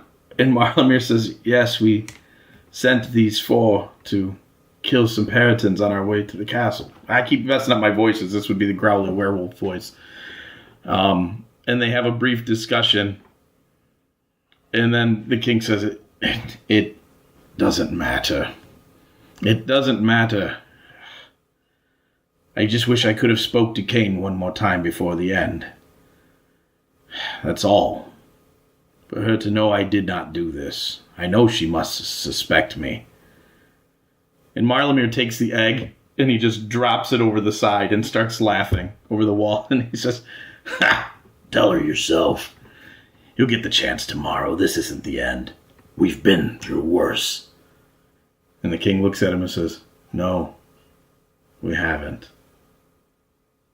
And we have no future to fight for. My son, your grandson, they're gone. And Marlamir looks at him and says, Gabriel, the children live. These 4 brought them here. They were delivered by our knights. And Gabriel says, Razia? And the wolf nods. The king smiles. He says, then maybe. Maybe. He smirks a little bit more. He says, I need to rest. Luther, is there somewhere where I can concentrate in private? I need to get in touch with some old friends. And Luther says, oh, of course, my king. Follow me.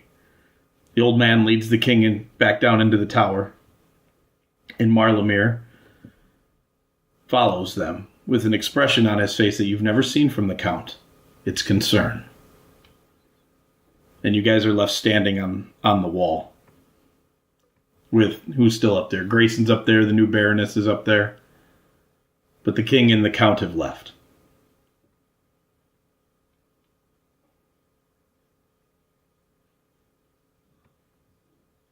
I'm going to look at Arger. No, I'm going to look at Rediger and tell him breakfast has been canceled. Please tell me that you sounded like the Terminator when you said. I was going to use Mars' voice, but that's funny, so we'll go with that. I think I would probably approach the Lord Protector Grayson and ask him if there's anything that we can do to delay their advance up the wall. He says that they're already preparing pots of oil at different towers along the wall. He says, yes. And he tells you just to get ready for the fight of your lives.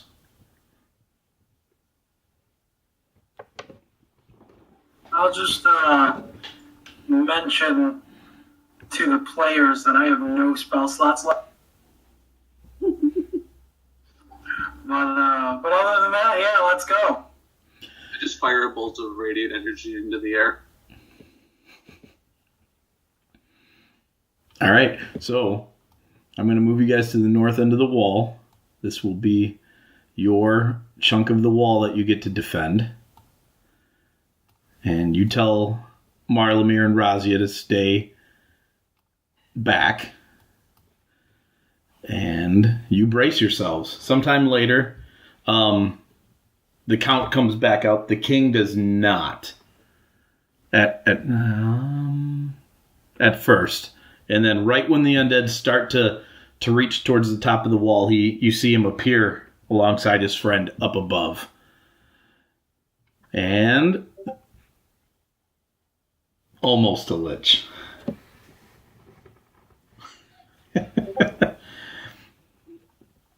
So, I need you guys to roll initiative. As the undead break the line and... Hey, we traded places, Arix. Actually, I'm going to change the token here for the kids. The undead break the line, and you see charging up the mound of undead. I'm going to move these guys back because they're just going to get in the way. You know that the world is covered. Is that guy. This is all now a slope going down to the battlefield. There are 2 skeletons, 2 zombies, and the skeleton minotaur that is charging up the dirt slope of undead. The zombies break the ground first. The skeletons are right behind them. So, Graham, you are up first. And let's see, we need to put children are gone. And, oh, it changed his name back.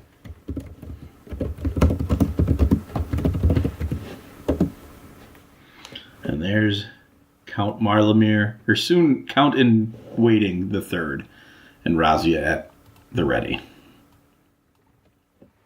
Graham enrages himself. Okay. With a bonus action. And then he's going to 1, 2, 3 run down the horde Yeah. and meet the Minotaur head on. Nice. And yes, all of this now is passable terrain. You can do it. Graham just did. And for the first attack, although it's probably very, very, very foolish, he is recklessly attacking with his greatsword. Oh, Oh, jeez. Nice. The only thing foolish was those rolls. No kidding. How did Nice. Graham die? Well, he rolled 2 1s on his attack roll. All right. So, Graham, you need to make... Yep, he's going to hit you as he lowers his horns. He's charging in. You run in and you crack him in the head with your greatsword as he comes running, but he runs right through you. And I need you to make a strength saving throw. Nice. That's actually pretty awesome. So you grab his horns as he goes to hit you and lift you up and push you and flip you over so that you're prone. And as he lifts his head up, he just kind of flails around a little bit. You get knocked around some and you take a bunch of damage, but he doesn't knock you prone, and you go right back down. You've kind of like wrestled him to a standstill, and you take 14 points of damage, but could have been worse. And it was actually pretty epic. So shush. And you don't have to be on the wall where I put your tokens. If you rather would have been standing someplace else as they broke the wall, that's fine. Hey, Mike, I was going to ask this before. Since they were planning on pouring oil, like, was that already done? And are there, like, pots of, they're like, torches ready to, like, ignite it? They're doing that off the main keep over the gate and at a tower that's further down the wall. This section of the wall, there's no oil going over. Okay. There are guards up and down this whole path here, so theoretically there's more guards right on the other side of you fighting, but this is your portion of the battle. Got it.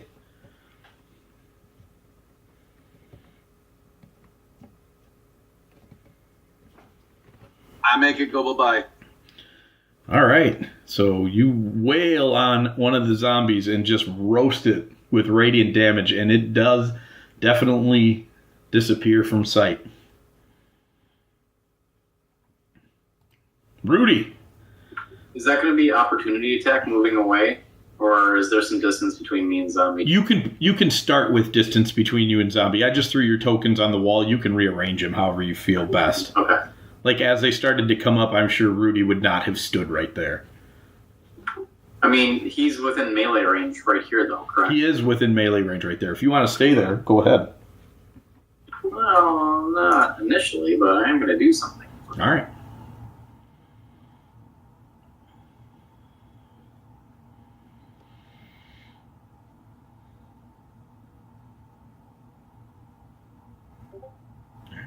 Nice. And I'm going to disengage and move. All right, so you stab it right through the throat as it breaks the wall, and then you take a step back, which brings up Skeleton 2, who is going to shuffle forward up to here and take a swing at Argrax. And miss. And Argrax, it is now your turn. okay. Which one is injured? Is it? The zombie is injured. The other one's dead. Okay, cool. Tony roasted it. So I will attack him. All right, so you clobber it in the head, and it goes down, but it does come right back up. Oops, no, not with that. More. There we go. Okay. Oh, whoops. It is prone, so you. Oh, it is. Yeah. Okay.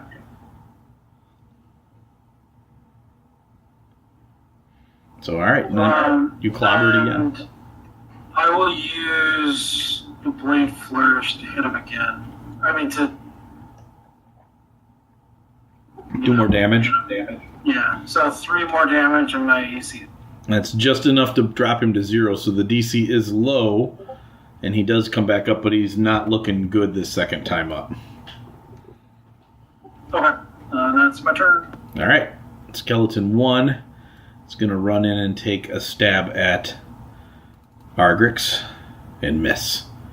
So Marlemere the Third and Razi. Razi is going to stay back there where he was, but Mar's going to step up, and he's going to swing with his long sword and his short sword, and he will hit with both.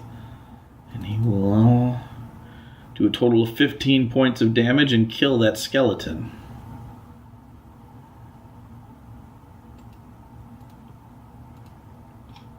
Nice. That's good. Ow. Oh no, he doesn't do. He still kills it though, because you don't get your strength on your offhand attack. Zombie 2. And try to pound Argrix. It stands up and will critically hit our dragonborn friend, but only for 6 damage. Could have been a lot worse. Yeah, could have. Graham, you're up.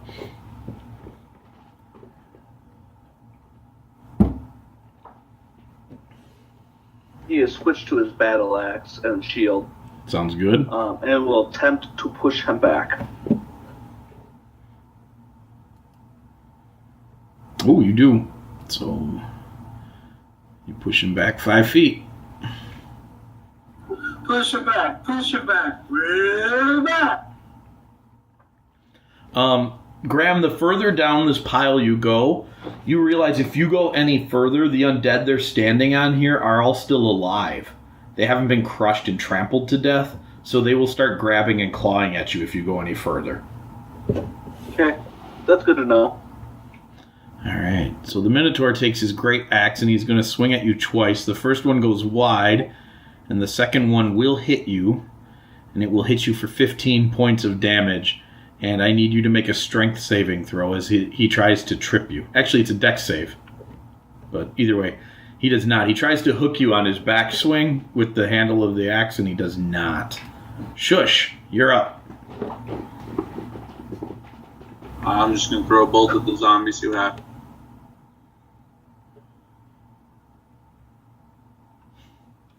Well, that's going to do it for him, because radiant damage. So And I'll punch the skelly. you fry its face off, and then turn around and punch the skelly right in the face, and heavily wound it. Its bones are snapping. Rudy. Pretty vulnerable to bludgeoning. Seems like it.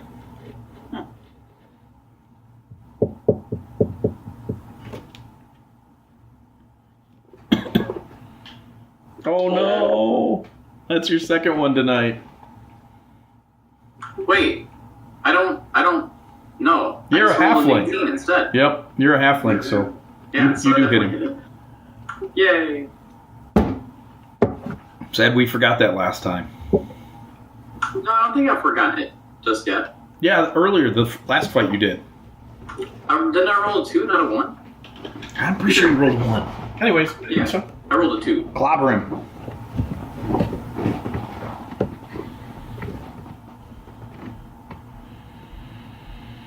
And I'll disengage and move back. No, you I don't need to. Instant death. Wow. Yeah, you only had 1 hit point left, and you just wailed him for a ton.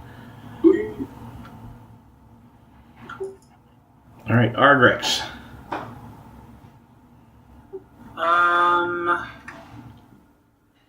I will move there, and I will shoot. Shooty.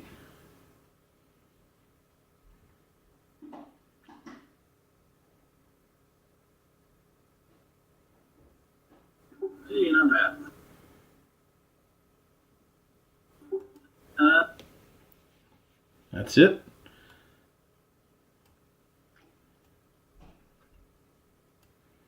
All right, Marlomir is going to run out. He puts his short sword away and pulls out a shield. And he will hit the Minotaur for 8 points of damage. Pushing it into heavily wounded. Razia is going to take a shot, and it's going to go wide. Graham. Graham is going to continue and miss it. Oh. Oh. All right, 2 attacks at Graham. First one's going to miss, and the second one's going to miss. Oh, sad day for the Minotaur. You guys are just out there flailing around, not hitting each other. Shush. I'm going to use a key point and make 3 radiant attacks again. Okay.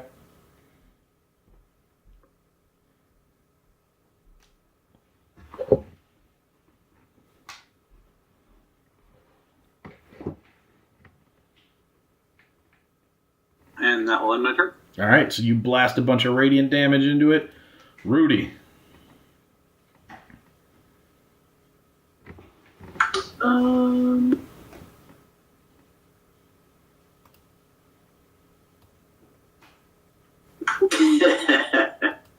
No, I already used my. I'm gonna run forward a bit. Okay.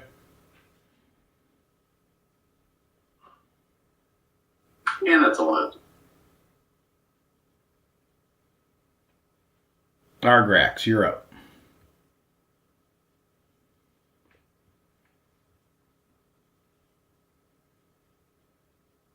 Can you inspire that? No, Andy, you're fine. You made an attack. That effect came off because it took time. Because we went through 10 rounds of combat today, but I just left the thing on the entire time. Got it. If that makes sense. That's right, I just have to make an attack. I don't have to deal the damage. Okay. Argrax. Go right there. Remind me. You said can't. there was- If you go that far, you're going to get grabbed at. Okay, that's what I was asking. Okay. Yeah, you can see him writhing around.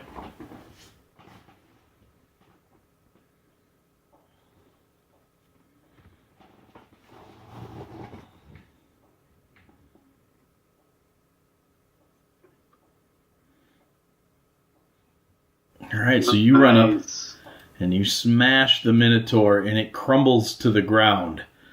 So, you guys strike down the last of the undead that are encroaching on your area. There are definitely more coming up the hill behind it. Do you want to move back to the wall or do you want to stay where you're at? I would like to move back to the wall. I'll move back on as well. Okay. Marlomir will as well then.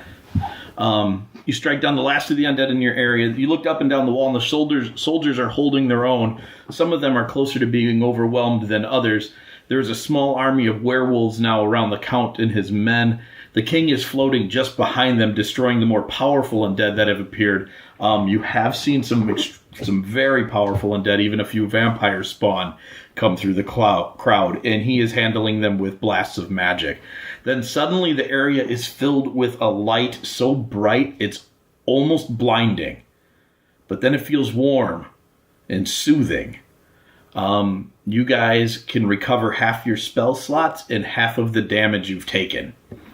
Sweet. A winged woman, her eyes blazing with holy fire and wreathed in the flames of dragonkind, blasts down the wall from north heading south with a maddening speed. The undead crumble as she passes them. She turns as she reaches the tower and dives straight into the writhing pile in front of the gates. As the light around her increases, you hear a whisper, but yet it is forceful as a shout, say, "Your corruption ends here. The order of life and death is restored. Your tormented souls can rest once more." It's as loud as a dwarven battle cry, but it's said with such soft conviction that it inspires friend and terrifies foes in the same breath. You all also now have a D8 inspiration. The undead by the scores topple over and explode into dust as she lands in the roadway just east of the gate.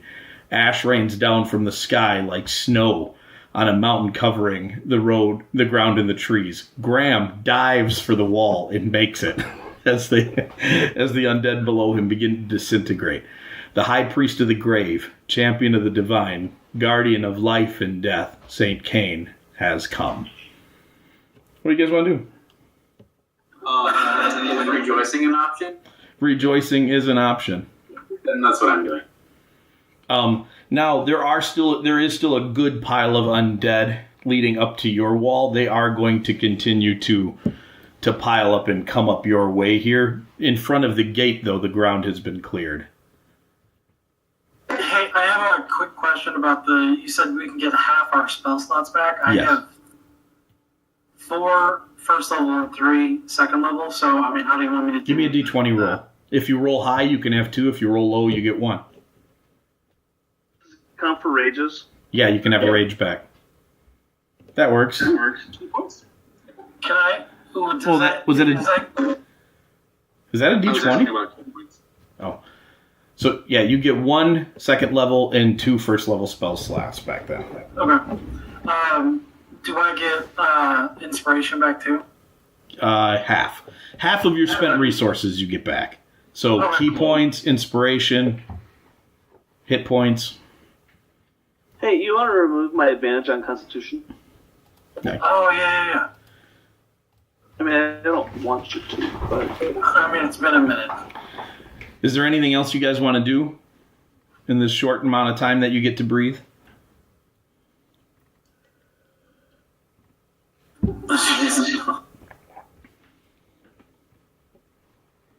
I'll take that as a no. I don't think there's anything I can do. All right. Yeah. Well, as quickly as the undead were repulsed, more begin to pour out of the forest and shamble towards Lady Cain and the wall. The Count howls a battle cry and goads Bucephalus forward off the wall towards his friend. The king floats down and hovers just behind them. The three of them standing together, magic crackling, sword flaming, eyes blazing. It's something you've only heard about in stories, in the tales you were told when you were children. And now standing before your very eyes are the 3 living legends that saved the world. They're like superheroes. Freaking awesome, dude. The king raises his fist above his head and opens a palm to the sky. A beam of light shoots down behind him, and several people walk out of an arcane gateway. The power it takes to cast that kind of teleportation spell nowadays is unimaginable. Stepping out of the portal is Orienda Autumnleaf, leader of Rictavio's carnival. A very gray, but yet still very strong Calder Carson standing at her side. Perched on Calder's arm is a large eagle that flaps its shoulders and transforms into Thagrit, the hulking barbarian druid. Behind them, a horde of barbarian warriors and other carnival heroes magically materialize. The werewolves, led by the Count's son, Marlemir II, bound to the lower sections of the wall and then to the statues and land almost effortlessly near their leader. Grayson bursts from the barbican on his black warhorse, glaive waving, and Luther his black axe right behind him. Aliana, riding with a glowing longbow on her white horse, rides alongside the others as the Ember Knights form circle around her. As the undead creep ever closer to the ground, a large cloud of winged ghoul-like figures begins to descend towards the wall. The Count tips his head back and howls echo through the hills. "For Barovia!" comes the shout down the wall from the men, as the winged ghouls dive on them, and the battle is once again joined. Reroll your initiatives.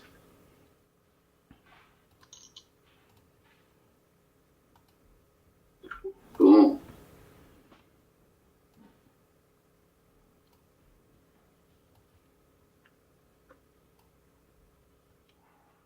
Dude, you guys doing all right.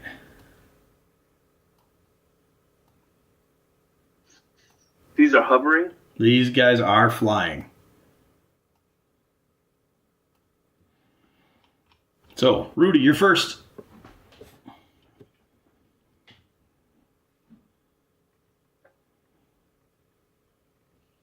Well, you feel like you just barely hit that guy. I bet. I'm going to disengage and move back to where I was. Okay. You stab it pretty good, but you barely hit it. Graham. Oh, Graham is going to enrage. And he's going to chuck a javelin. Mike, I'm sorry, I couldn't have moved there. I would have stopped on Shush, so I'm going right on the other side of it. Okay. Those pictures are creepy. I love them. They're great. So you guys managed to off that first one that came down that you guys pumped a bunch of damage into. Shush, you're up. Okay. Wait, we damaged one? You killed one. We killed one. Oh, hey, even better. I'm also drawing my sword and shield again. Okay.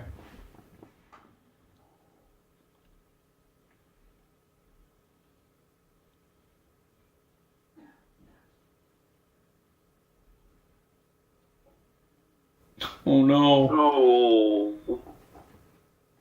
Well, that'll end my turn. Alright. So Ghoul 1, where's he at? This guy.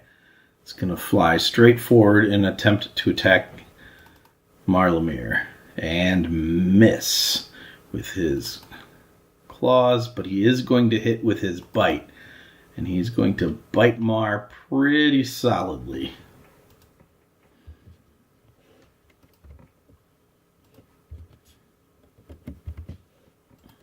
Okay. Argrix. Did I get my breath back? Make another d20 roll for that. Since you only get one, it's a... Yep. Sweet. Okay, cool.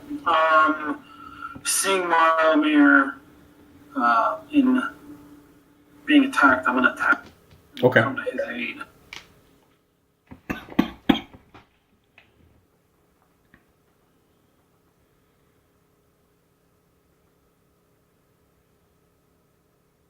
Oh no. Alright. So you hit with your first, and then you critically miss with the second, but you do manage to recover, so you can roll your damage on that first attack. Or did you already? I did already. did. It was Cool. 6. And Ghoul 2. Or no, it was 8 damage. 8 damage. Ghoul 2 is going to go after our barbarian friend. What's your AC right now, Andy? 18. He will hit you with the bite for 6 points of damage. Ghoul 6. It's not lighting them up for some reason. It's got to be the way I dragged them in. So Bottom left. bite will miss, and the claws will miss as he attacks Graham, and then 5 is on Graham as well. Bite will hit, and the claws will hit, so I will need a Constitution saving throw from you. You make it. You are not paralyzed by the ghoul. You do take 20 points of damage between the claw and the bite, though. And then Ghoul 4 is up above here. He's going to come after Rudy. You'll be hit with the bite and missed with the claws. So you take 5 points of damage from the bite. And Marlamir takes his longsword and he drives it into the one that was attacking him for 8. And Razia shoots that one for... Oops, no, I can't roll a d8 for that. For 8 points of damage. So 16 into Ghoul 1 that has already been hurt. And that's going to drop that one to the ground over the wall.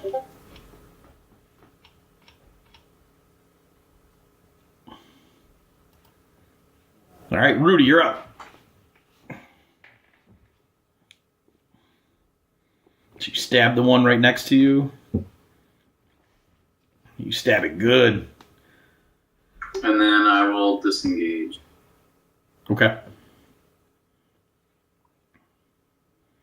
So you stab it really good for 19 points of damage, and then you slip away. Graham. Graham is in a huck of javelin. You're in melee range. You will have disadvantage. Oh, you're... Or are you going to throw it reckless? So 4. Ghoul 4. Right. but you're in melee range. There's things around you in melee range, so you have disadvantage on your attack roll. Gotcha. I get what you're saying. Yeah. So unfortunately, the javelin Okay. goes wide. We're going to step up here. Okay. That's going to bring up Shush. Look at all this fun.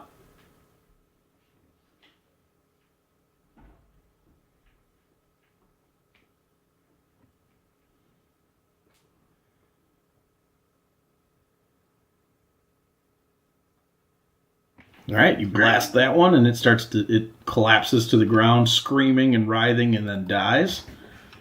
All right, and then I'll send the other two at number.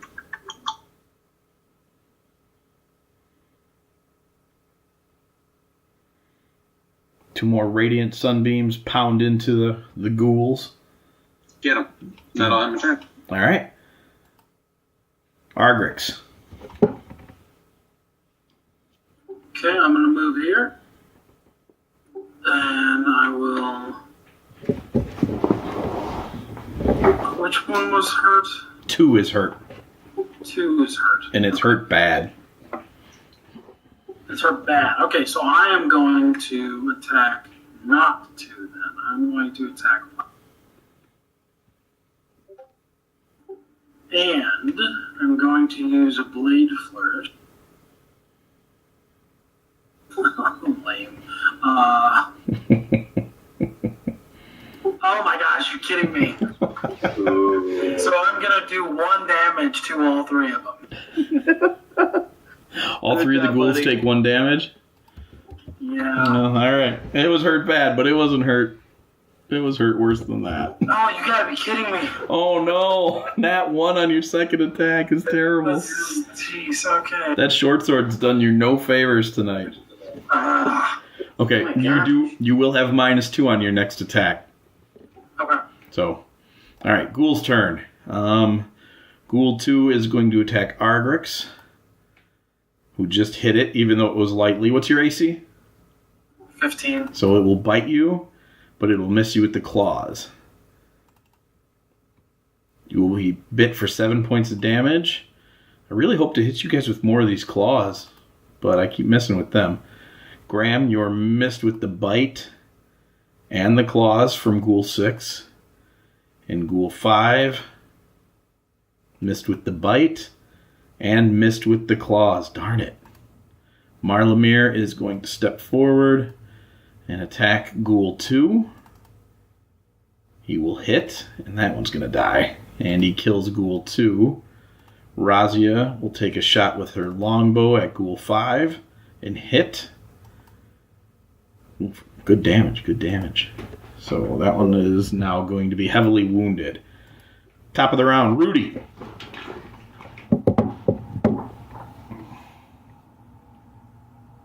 You run in and stab that ghoul right in the stomach, and you drop it.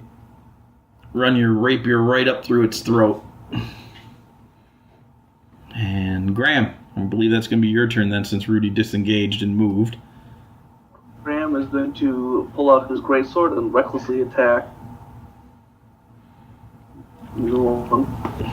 this dude. Alright, so you rip into him with your great sword. Shush! Oh wow, okay.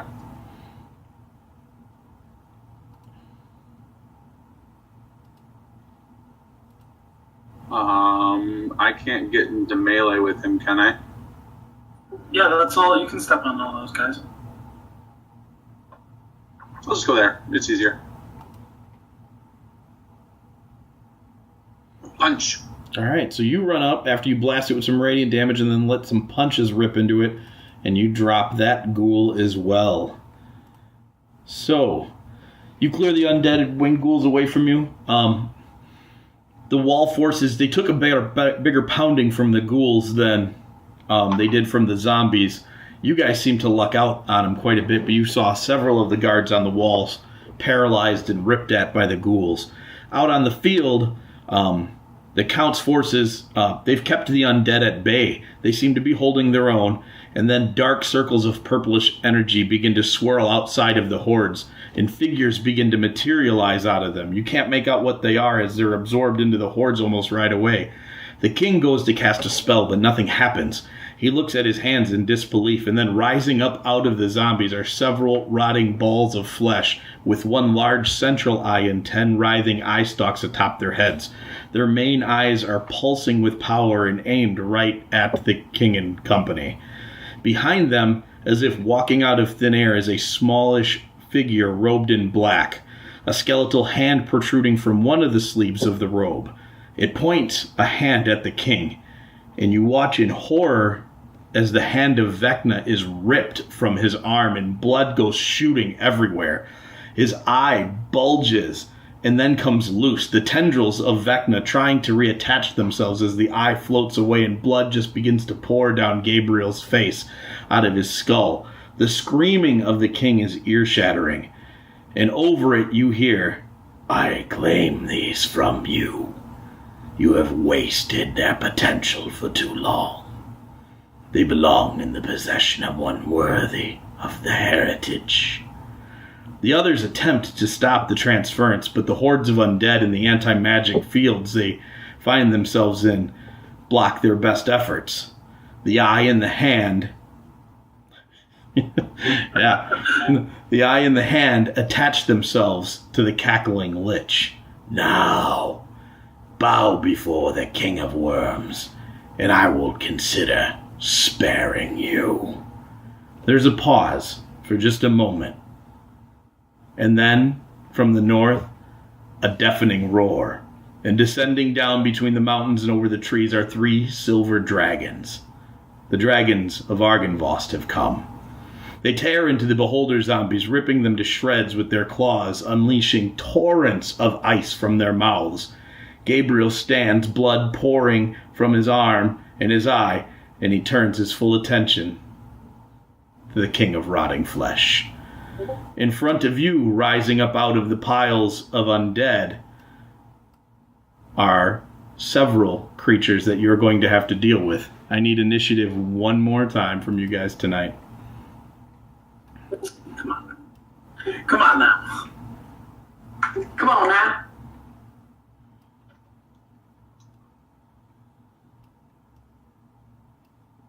This is so great, by the way. I mean, we're all gonna die, but this is so...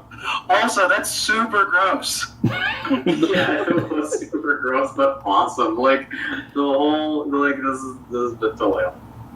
I like how Kane did nothing to assist in the bleeding arm of Gabriel. She is totally okay. She is totally okay with those things not That being was originally sacrificed to get them out of a awful situation. I feel like you could say the same thing about Mar, though. Like, Mar didn't do anything. The point. I said they tried, but they were all stuck in the anti-magic cones of the beholder. Nope, see, you have nothing to retort about, Andy. I wrote it in there. They tried. For you, Gabe would have found a way. Graham, you are up. You see 6 zombies and a beholder zombie. I just want to remind everybody that we have a D8 inspiration, right? Yep. I got it. Initiative. This beholder zombie does look older and more rotten than the ones that just accosted the king. Are these at our level? Yes. On top of zombie flesh? Yep. It's a 5-foot drop from the wall, but yes. I thought you were asking like our difficulty level. I was like, what? Hacks, metagaming hacks.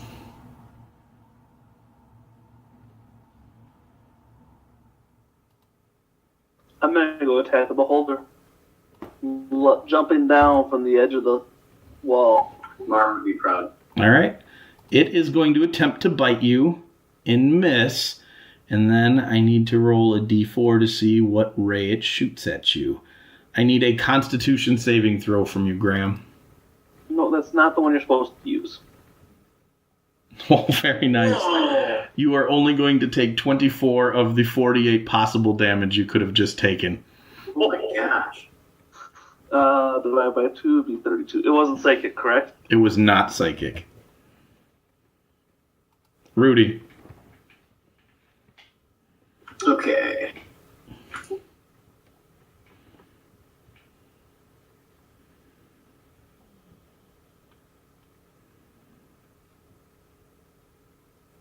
And disengage. All right. Zombie 1 is going to attack Graham and miss. You're not reckless, are you? No. Okay. Shush.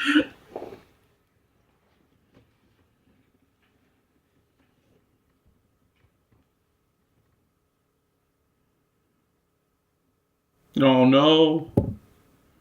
You miss with your first blast. Your second one catches him. Nails him for 9 points of damage. Grief, Tony, your dice tonight, man. And then I'm going to goose Marlamir like I do Graham every time, and I'm going to say, do your duty. And then I'll give him a good grundle.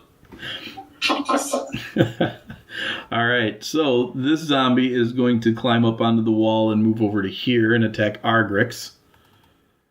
And he will miss. This one, 5, 10, 15, 20, can get to here and is going to attack Rudy. 17, Rudy? Think so. Yep. Okay, you were slammed for 6 as he pounds you with his fist. And this one is going to attack Graham. And pounds Graham for 3. Argrix. I moved in a pattern I wasn't.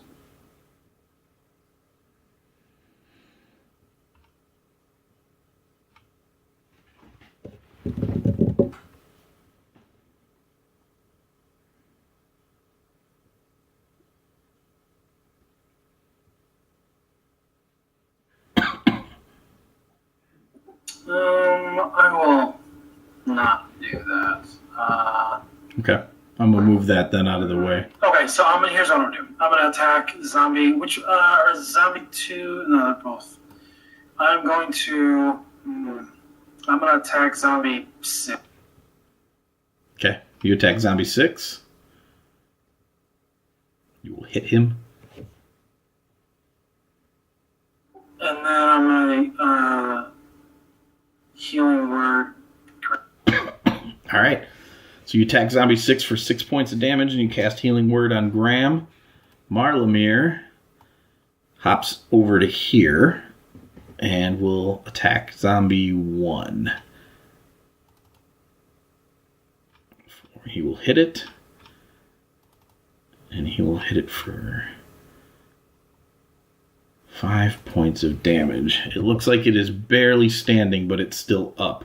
Razia is going to shoot the Beholder zombie. She's terrified of that thing. And she will pop it for 6 points of damage. Zombie 4 can get to here, and it's going to attack Argrix.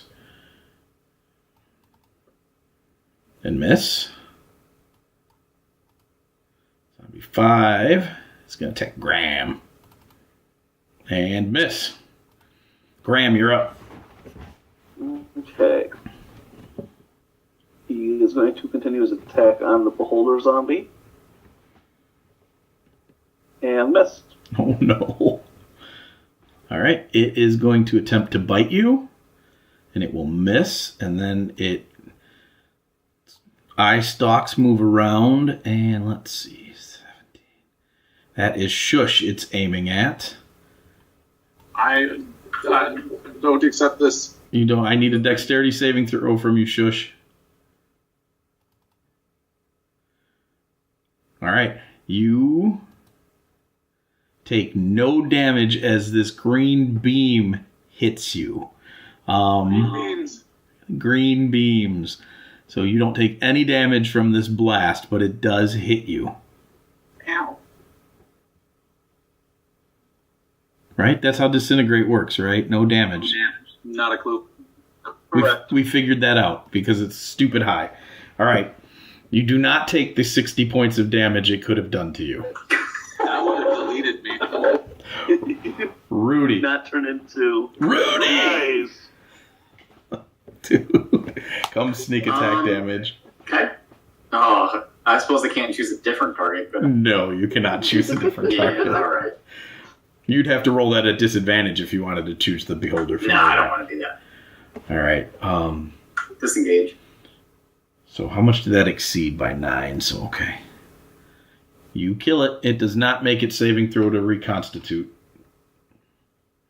And you disengage and slip off to the side. Zombie 1 is up. And it just got hit by Marlamir, so it's going to return the favor.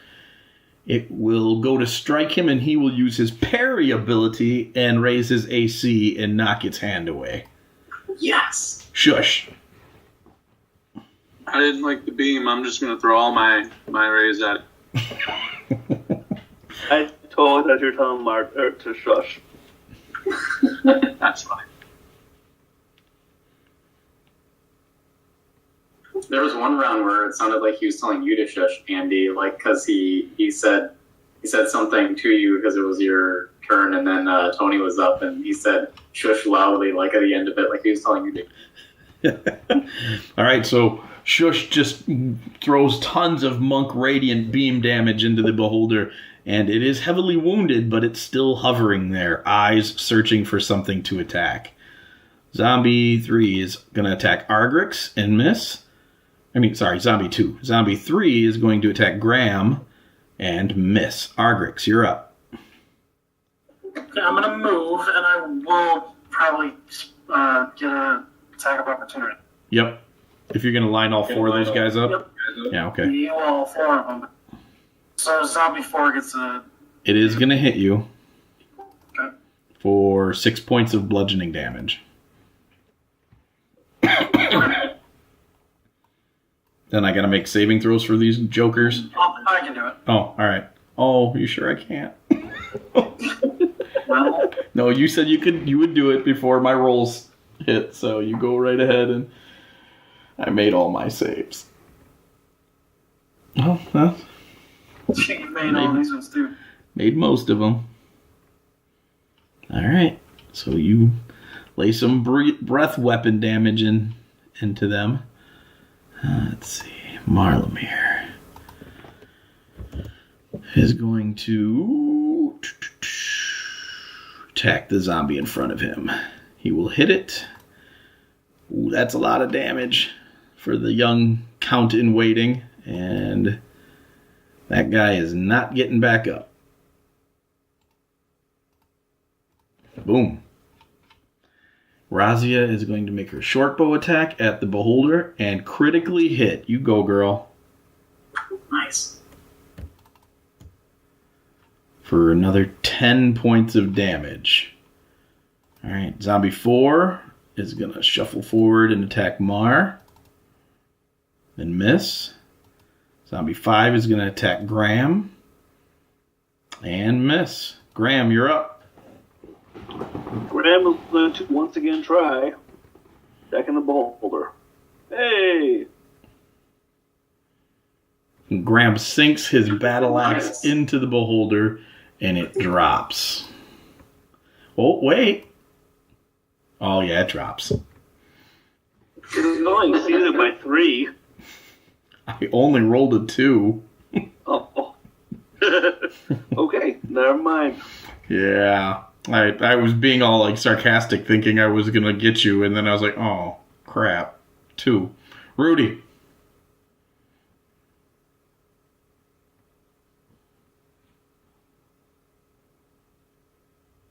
And I don't need to disengage this time. You do not. Potentially. Exceeded by 5. That one's going to get back up, though. I will disengage. It is laying on the ground, but prone, but it is not dead. Shush.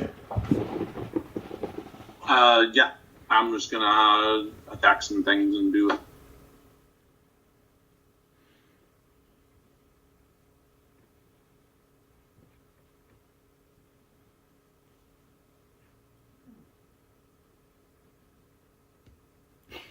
Dude, quit with the ones, bro. Bro, serious. Wow. Shush is discouraged. Seriously, that's like 10 ones you've rolled tonight. Something like that. Dang. Not on my turn. Okay. So you whip out some radiant damage, but don't manage to kill anything. Zombie 3 is going to attack Argrex. And miss. Zombie 2. I keep doing that. I don't know why I keep doing that. Zombie 3 now is going to attack Graham and hit. Graham, you were hit for 6 points of damage. Argrex, you're up. Okay.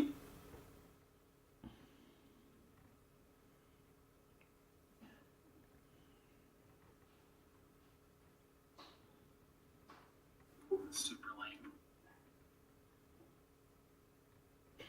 Jeez. Do better. Anything else? No, that's it. All right, Marlemere is going to attack with his longsword. He will kill that zombie, but barely, so it is probably getting up. It does not. Good grief. All right. So he's feeling really bold. He's killed several things now. Razia is going to shoot with her longbow at the one that Argrex is fighting and hit for not a lot. That one's still hanging out. Is there an icon for Razia? No, I was going to use the full token, and then I thought it would be fun to use Mars token for Marlemere. I just never brought another one on. She is standing there. Okay. Let me grab one real quick. Then it's not hard to get one. No, I mean, it's fine. I just didn't know if I was missing.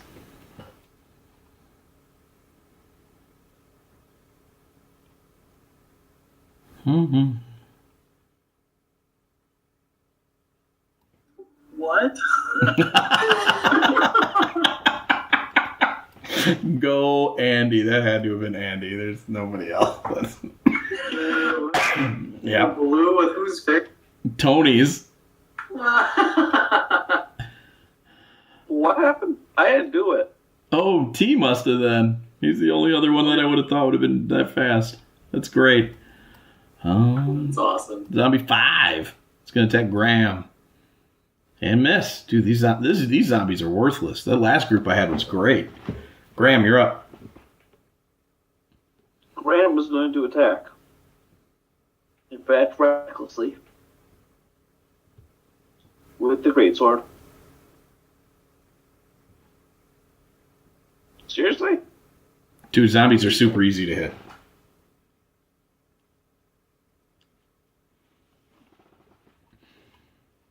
Alright, so you lay into him, blast him a little bit, shift, move your position to get closer to other zombies. Rudy. Run in, stabby stab. Engage. Alright, that one's probably not getting up. Nope, that one's down. No, disengage. I'll stay. Okay, shush.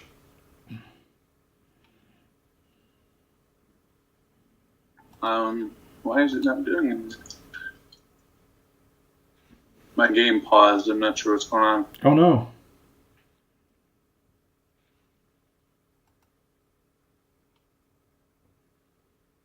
Oh, we're good. All right.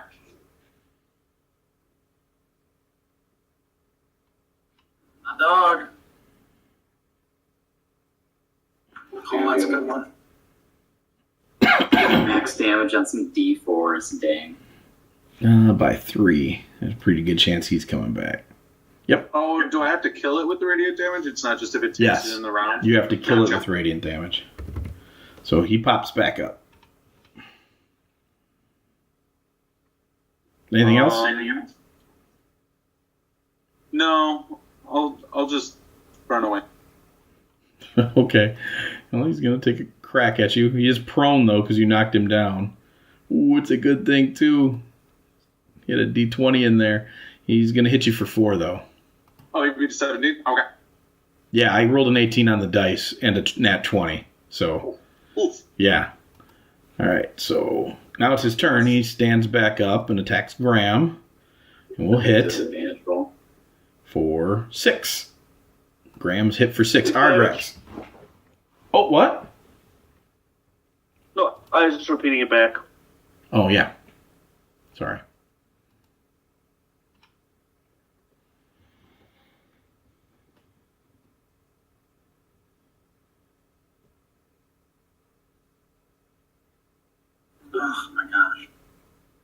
Oh, you killed it.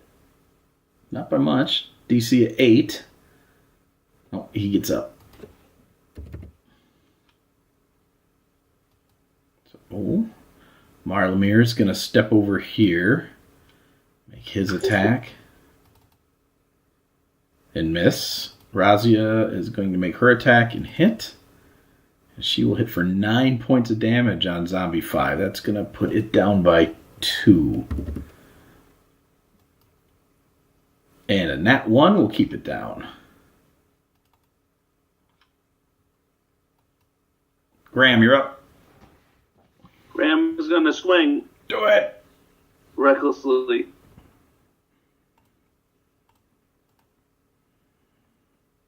And with that. Was that even damage? Yes, it is. So he does come back, but he is looking much worse for the wear. So just come back 3 times. Rudy, He's you're also prone. Yep. Rudy, you're up and he's prone. There's an action. Not that you need advantage on Not that. that I can do that.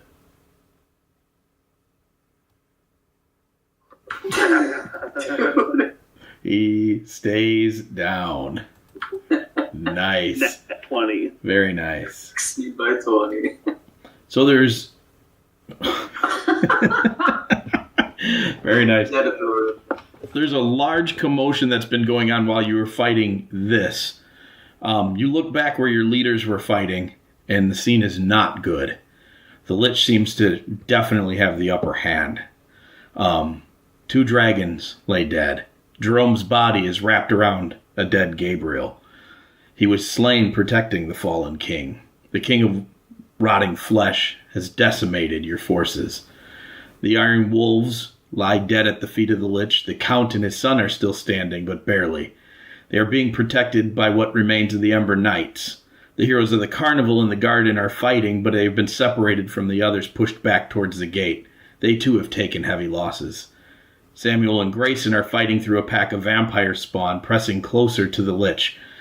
Much closer than any of the others. The brothers Kane look tired and overwhelmed. Samuel looks at Grayson and nods. Grayson executes a flourish and clears a path as she sprouts her wings and draws from a bag of holding a wicked-looking black longsword. The Lich looks at the sword and screams, "No!" And Kane dives at the King of Rotting Flesh, who raises a finger at her and casts a spell. Kane freezes in place, her body held paralyzed by magic. The Lich begins to laugh. "The Sword of Kaz. You fool. You wasted your only chance to kill me. Come, let me turn your bones to jelly for even attempting such a foolhardy action." The Lich floats over to her, and then the sound of Kane's thaumaturgy-empowered laughter fills the air. "In the name of the divine, we end you, abomination. How do you suppose you'll do that when you're dead?" He touches Kane on the sternum, and she screams in her as her bones from toes up begin to liquefy. And she says with her last breath, "I said we, you monster. I'm just the distraction." And with that, you watch Count von Zarovich disappear in a puff of mist and appear between Kane and the King of Rotting Flesh. In a flash of a moment, he grabs the Sword of Kaz from a dying grave cleric and brings it down on the hand of Vecna. There's an explosion of magic that levels everything standing on the battlefield. Everyone except one individual. Still standing over the crumpled body of the King of Rotting Flesh is a werewolf in shining plate armor. Fur singed, blood leaking from a dozen wounds. He growls, "This is my land, and Undeath will never rule it again." And with that, he plunges the sword into the eye of Vecna. There is another explosion, one that cracks and tumbles the eastern wall. You plummet downward in an avalanche of debris as everything goes dark. And that's where I'll leave you this week.